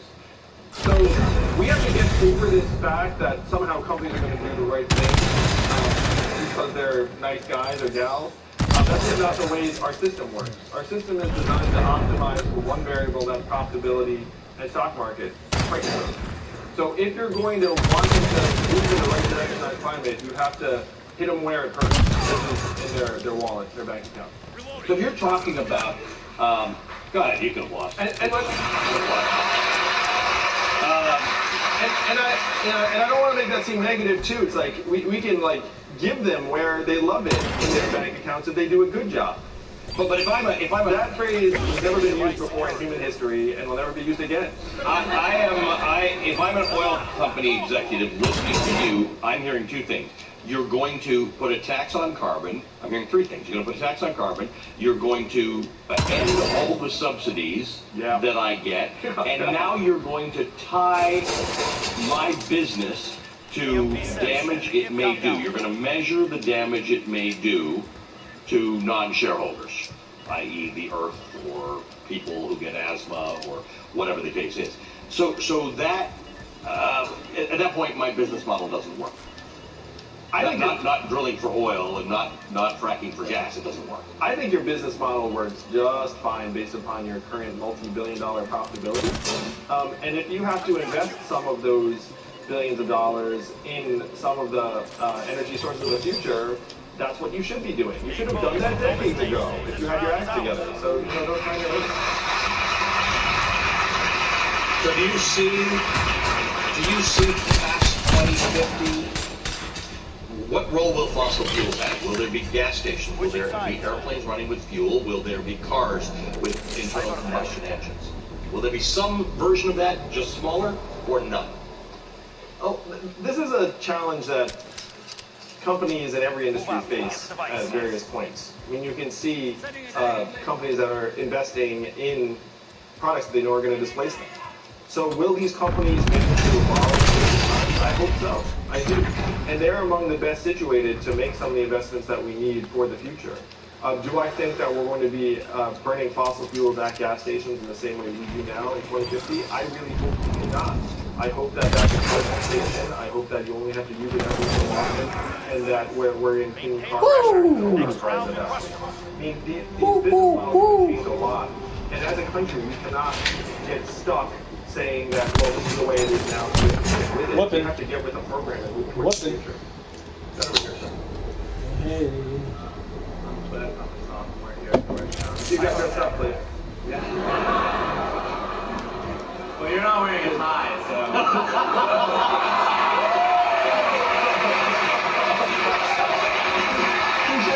Oh, snap! Cliff gets as long as he wants. I'm studying philosophy and government. My question is a little bit tied to the last one, actually. It's, as a candidate who steadily emphasized the role of private industry as part of the climate crisis, how much of the government's role in that solution do you think should involve regulatory action and sort of trying to keep private industry in check? versus how do you think the government can help vehicles like your support of you? Ah, man! It's like he. Really good I couldn't see him. Issue. You talked about the positive incentives. Just disappeared. The negative incentives, but this future involves both. We've been subsidizing these fossil fuel companies hundreds of billions of dollars. So we can't pretend that we're not already an active player. We are. So we have to take those incentives and move them towards sustainable sources of energy. The government's role in many ways is to set the stage and get the incentives right. And then if they do that well, then entrepreneurs and industry and the private sector can then figure out the best path to address those goals. And that's a vision that I share with many innovators, where you don't expect the government to be the source of all the innovation. The government should be funding basic research that right now is not commercially that viable. But it's not expected to be taking it from there. And using Elon Musk as another example, I mean, his companies are based upon technology electric cars and technology that has been developed by the public sector. And this is our freaking real life irony. Like, and he's very open about it. He's like, there were subsidies involved. There has to be. The government has to put the incentives in place. But the biggest misconception is that it's not something that we already do, because we've done it for the fossil fuel companies. We just need to do it now for the electric, the solar, the wind companies, and everyone else. So you have this ability to envision the future, right? With your focus on universal basic income. You played the whole chess game out, and you see what it looks like on the other end. Play the chess game out on climate change. Cliff was just talking about the reduction of our, weaning off fossil fuels and eliminating possibly what does that look like to you? What does the world look like to you in 2050? What physically do you think we will do differently than we do today that will result in us fighting climate change? Well, I mentioned before that we might not own our own cars. Our current car ownership and usage model is really inefficient, and that's the environment. So you might have a society, you guys all probably agree with this because you're quite young. So, when I was your age, I was like a car, and like having that car was such a big deal. I was driving like a 1985 Honda Accord, and I could like barely get up hills. I was like, yeah, I was like rolling the window down like this.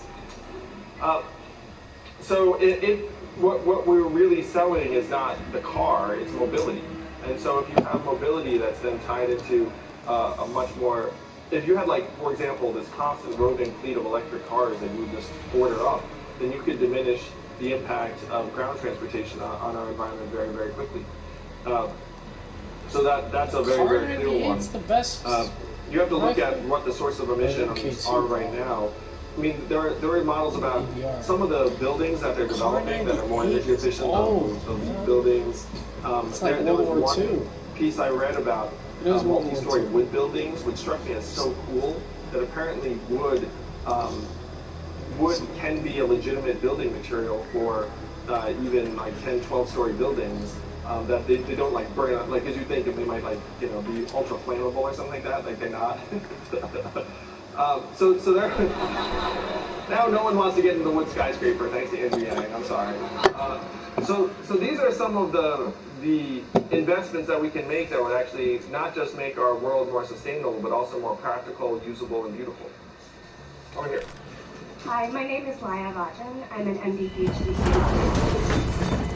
My question is, how do you plan to increase science literacy amongst Americans, such that everyone buys into the idea that it's important to contribute to combating climate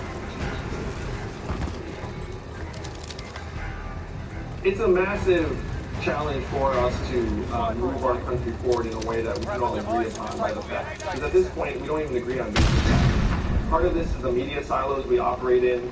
Part of it is the institutional mistrust that is built up. Where I think right now Congress has a national approval rating of 12%, or something along those lines. And you could say, well, maybe they heard that. But if you're an American in another part of the country, and then I say, hey, I represent the government, you're like, yeah, the government is full of it. If I say, hey, the government is proposing something like climate change, science, and whatnot, then they mistrust it. Now, one of the things that helps reconstitute trust is when you have a lower stress level, when you make the legs we've seen this in studies when people have, frankly, received universal basic income is that their actual trust in each other goes up. What's beating us right now is this mindset of scarcity that, in my opinion, is also fueling skepticism in science. If you replace that with a mindset of abundance and possibility, which you can't do entirely, but you can certainly reverse the dominance of scarcity and make it more balanced, then you can increase people's... Damn it! So, this is key to something we were discussing earlier. Glitched! I knew it was glitched. The idea It's like, how do you... fighting climate change is a sacrifice and a cost on a personal and a business level, a cost to your prosperity. Abundance speaks a very different way of looking at it. It becomes possibly opportunity for you, possibly job growth, possibly prosperity, and some sense of contribution to solving a problem that is facing us all. That's exactly right, Ali. You summed it up. We need to instill a mindset of abundance in this country in order to solve the big problems. And right now, it's slipping away. Scarcity is winning in this country by the numbers. If you were born in the 1990s, you have a 50-50 chance of doing better than your parents. In 1940, there was a 93% chance. So you see the trend is heading in the wrong direction, and that's why Morning. My name is Mateo Caulfield. I'm studying government in the college at Georgetown University. Excessive regulations were put in place to prevent climate change. There would inevitably be a resulting increase in unemployment. How would your policy proposals aid in the fossil fuel economy, the one that is powered by renewable energy, without losing jobs? So this is the transition, and again, we're subsidizing the fossil fuel companies to tens of billions. So if you put tens of billions into renewable energy companies, you could create the jobs very, very quickly, like Ned Randall's company in New Hampshire that employs hundreds of solar panel installers. The problem is that the jobs will probably be in different places and the government is not great at doing it. Help your teammates. And so you would need to have at least some of the money set aside for meaningful transitions and grants for active displaced workers. One of the stats that I find most interesting right now is that Americans are moving across state lines.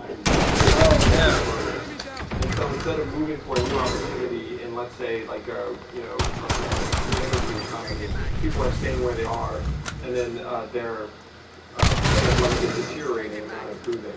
So we need to help people move. We need to say, look, if you're going to leave your fracking job, then we need to be able to get you from where that job is to where the new job is. You put a lot of thought into this idea because of your work on making income and AI and robotics, what we call the fourth industrial revolution, and the fears that we have visceral fears about job displacement because of the last industrial revolution. And you've sort of thought about this. This idea of changing our economy around climate is not dissimilar to the fact that our economy and these jobs are going to change anyway. Yes. They're very much, again, tied together. But we are in the midst of the greatest economic transformation in the history of our country. It's what got Donald Trump into office. We automated away 4 million manufacturing jobs in Michigan, Ohio, Pennsylvania, Wisconsin, and Iowa. And now we're doing the same things to retail jobs and call center jobs and truck driving jobs. So that's why the scarcity is so powerful. That's why people are afraid for their jobs. It's because they sense that we have the technology that can do many of those jobs.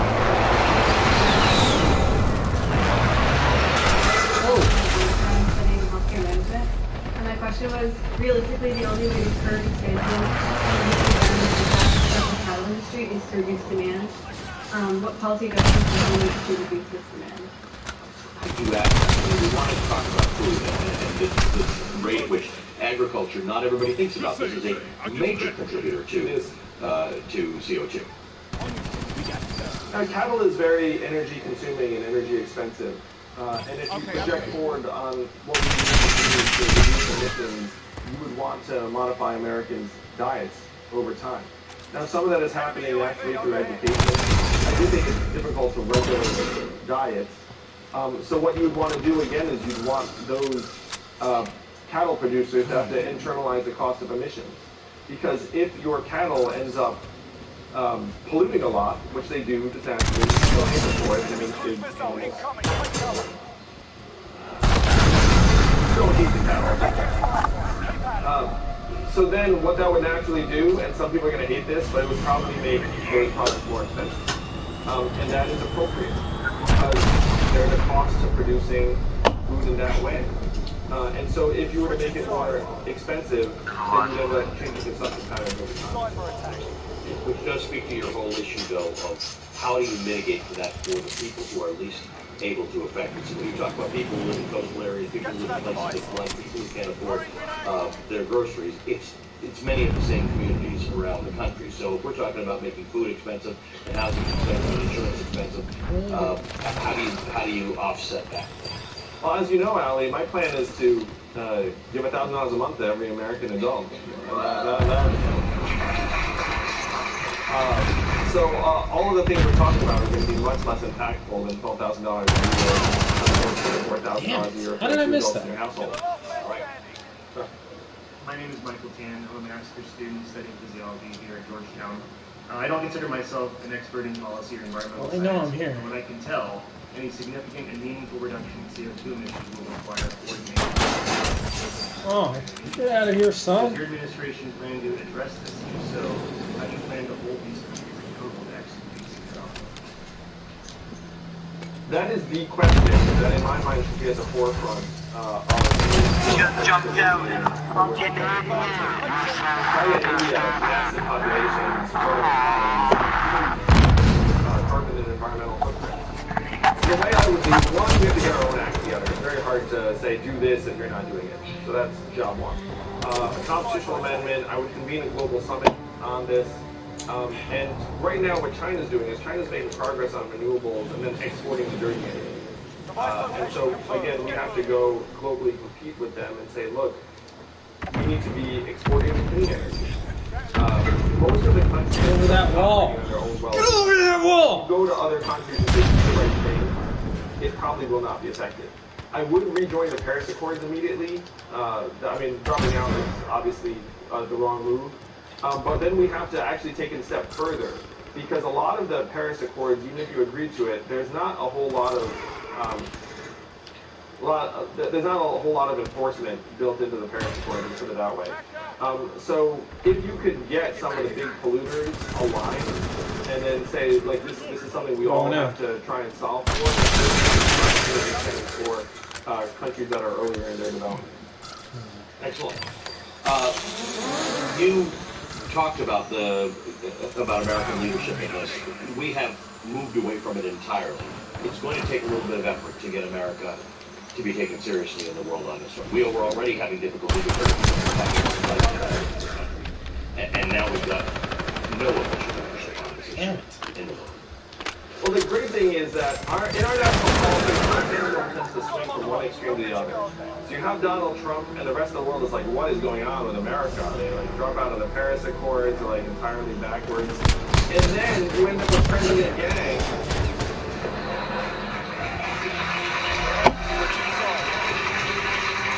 And then the rest of the world will be like, wow, America got its act together very, very quickly.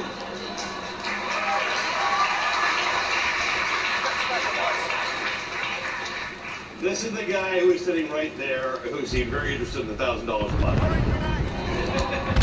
Please speak my family. My name is Jason Smith. I'm from Myrtle Beach. I'm a sophomore in the college. I study environmental biology. So with climate change being something that we can agree on, right?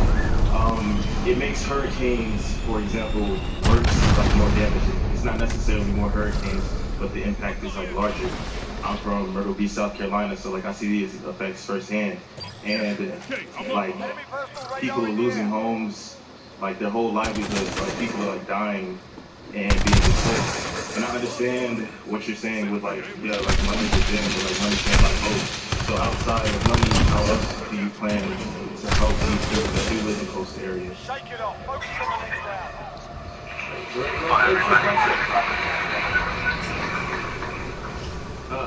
money is the foundation.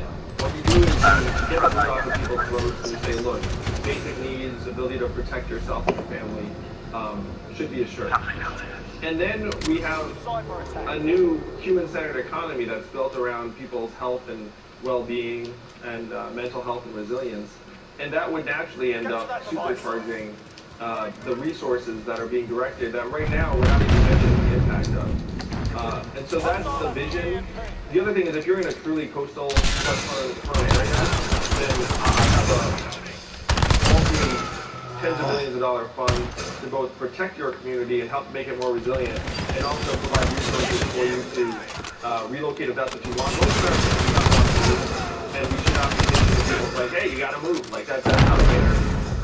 But if someone is open to it, then we should have the incentives there.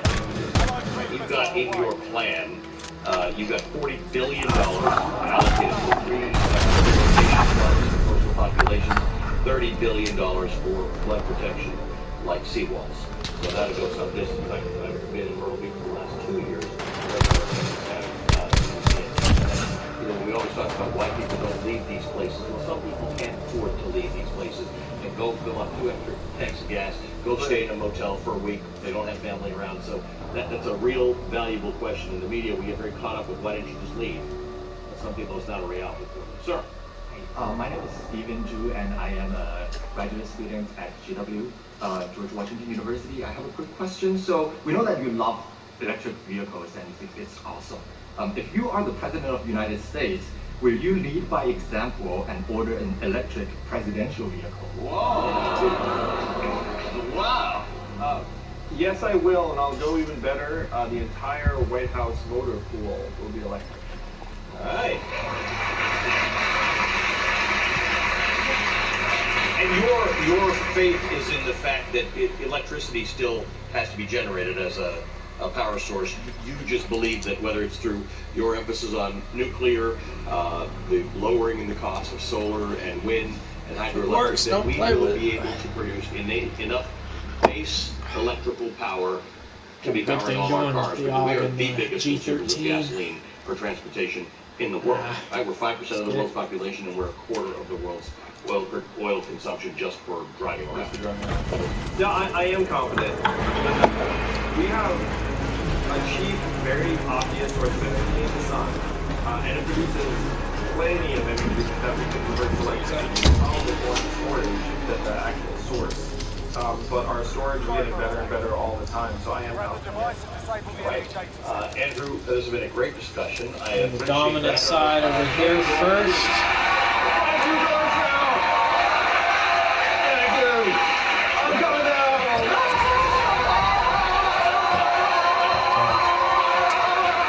Must have gone this way. Andrew Yang, ladies and gentlemen, thank you, Andrew. I'll come back. We got it. Anticlimactic come back down the aisle. Yeah, he's got the bomb. Andrew's coming on back. He's got the bomb. 15 minutes. So do what you got to do. Thank you.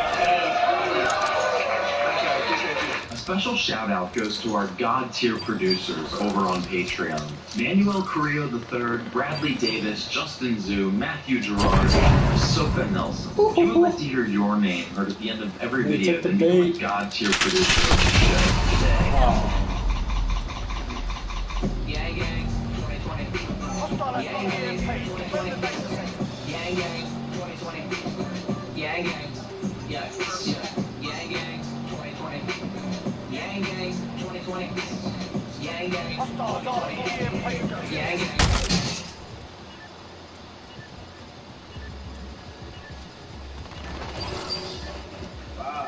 There we go.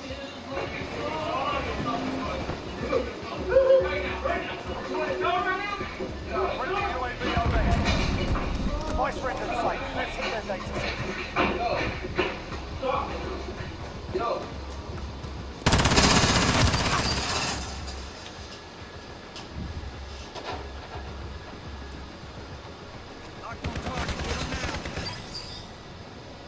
They're hurt. Let's send them home.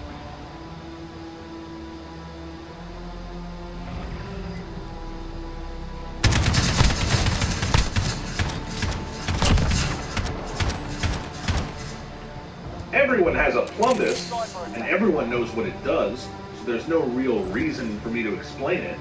Of course, I'm talking about the popular home and office device from Rick and Morty.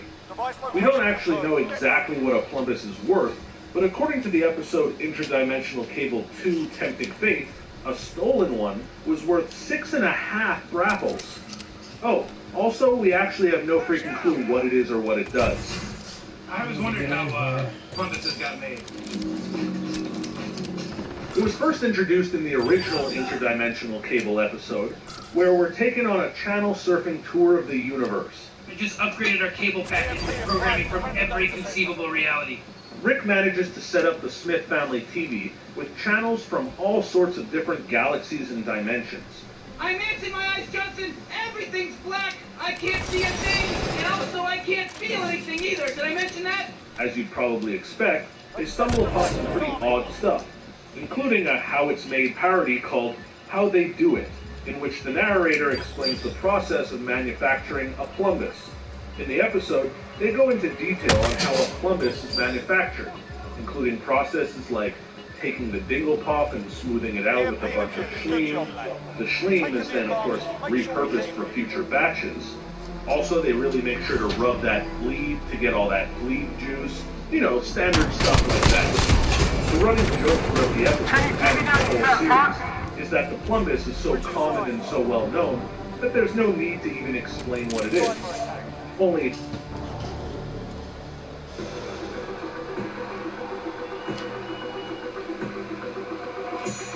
Device location confirmed. Get moving.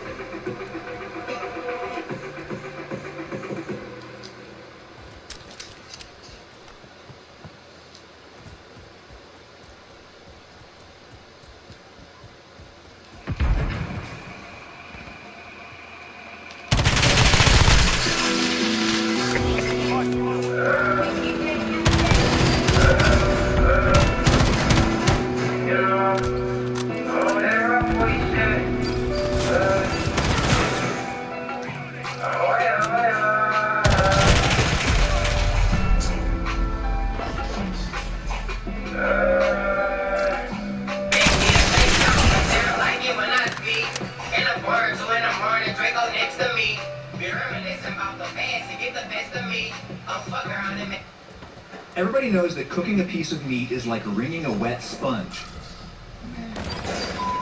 Man, it's fast.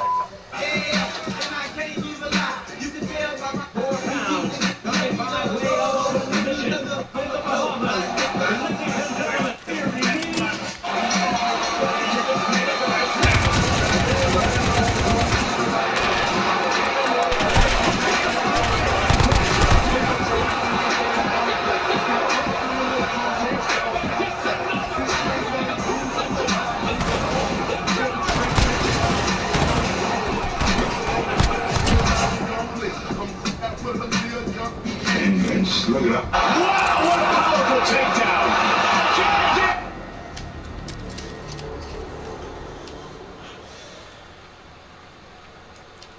Get the device. Let's go, team.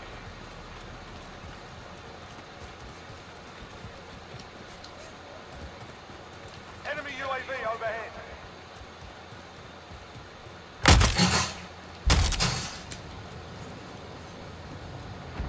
Flash out!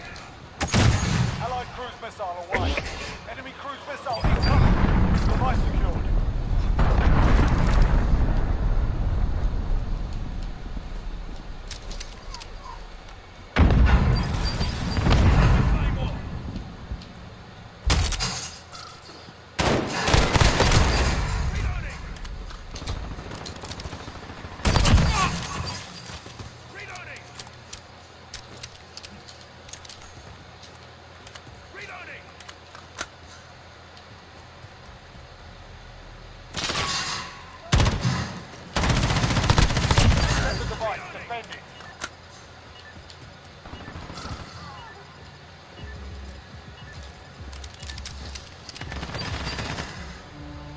Taking the advantage. Make sure we keep it.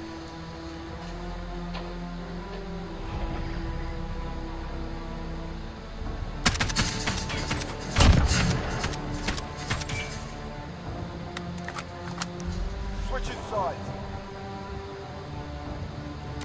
Cyber attack.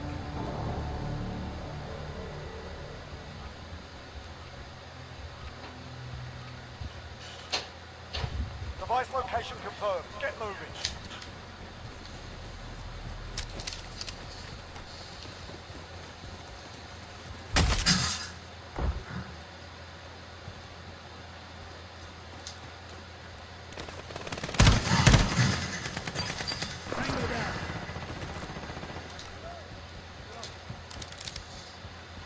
Device secured. Changing max. Hostile down. Put it behind you. We've got work to do.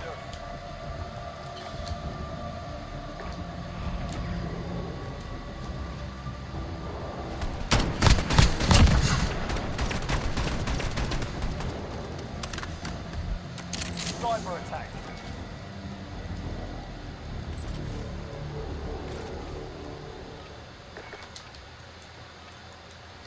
Device location confirmed. Get moving.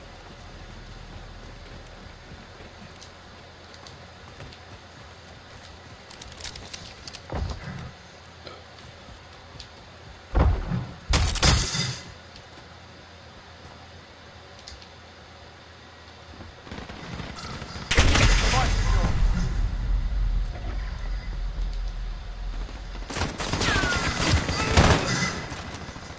Changing mags.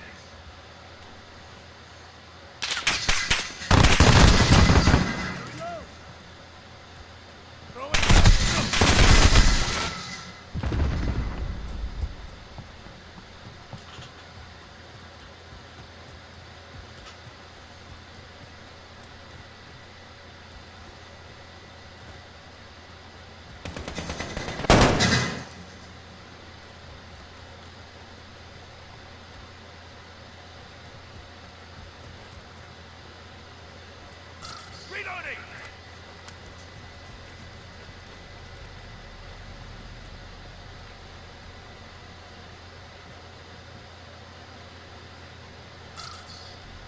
Anthem, go back and play.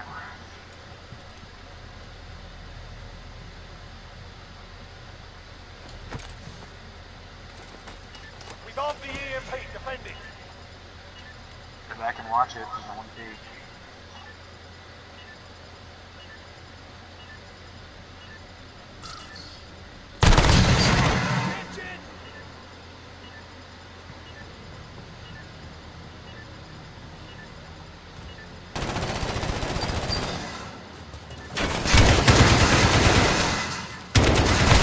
Our EMP was defused. Stay clear. Take a breath. We're going back in. Return.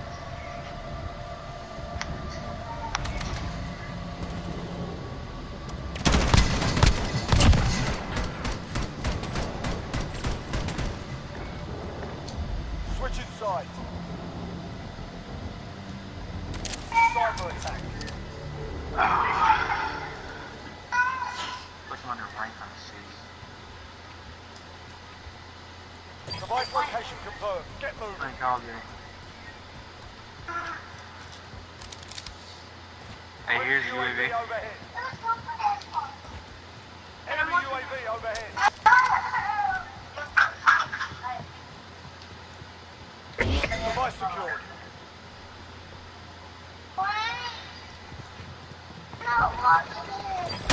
Dude, go on somewhere else. Dude, Yoda.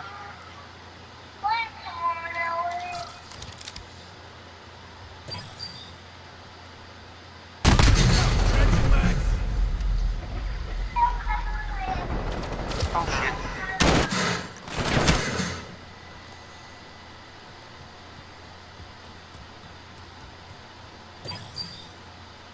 Ain't no time to cheat. Come on. Good to go. Get back in there.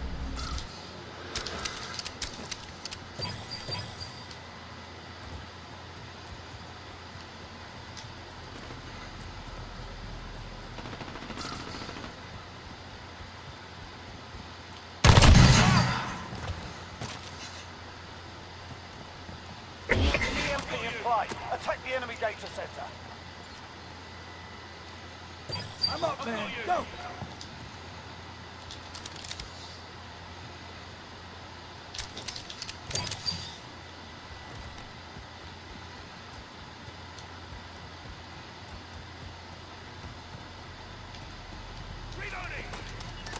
EMP activated. Defend it.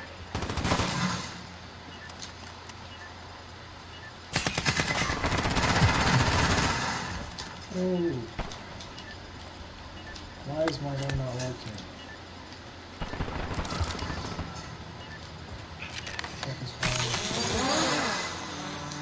Stay hungry. There's more where that came from.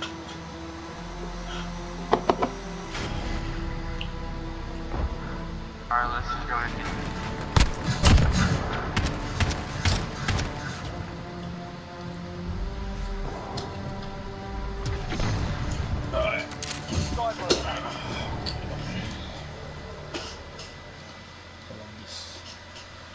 Columbus. Get to that device.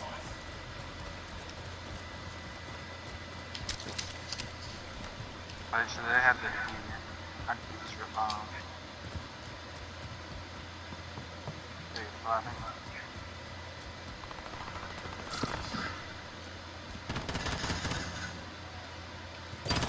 Got that one. Oh, is there?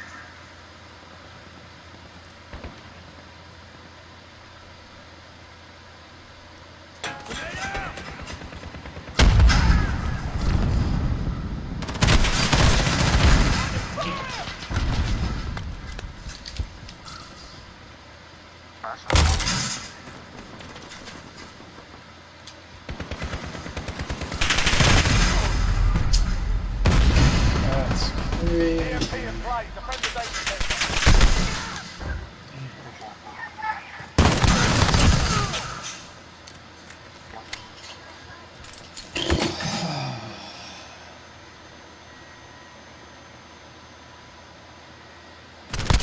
Hostiles on the EMP. Take a breath. We're going back in. Whoever was last time.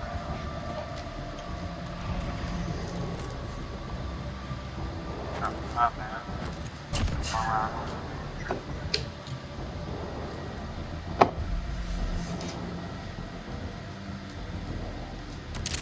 Cyber attack.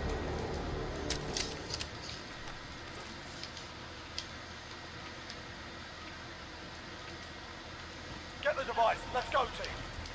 Enemy UAV overhead. Actually, no, I got this.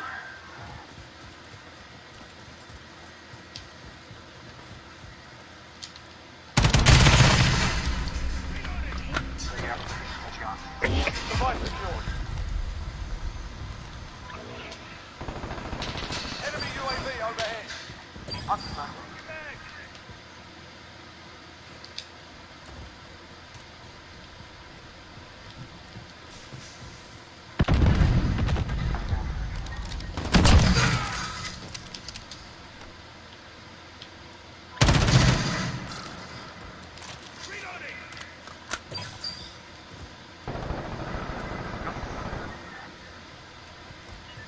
Set the device. Defend it.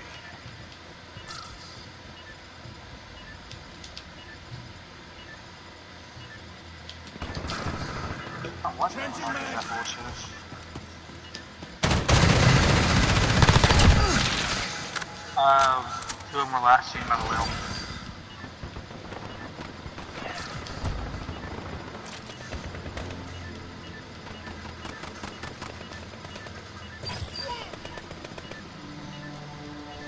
Day's ours. Report for debrief.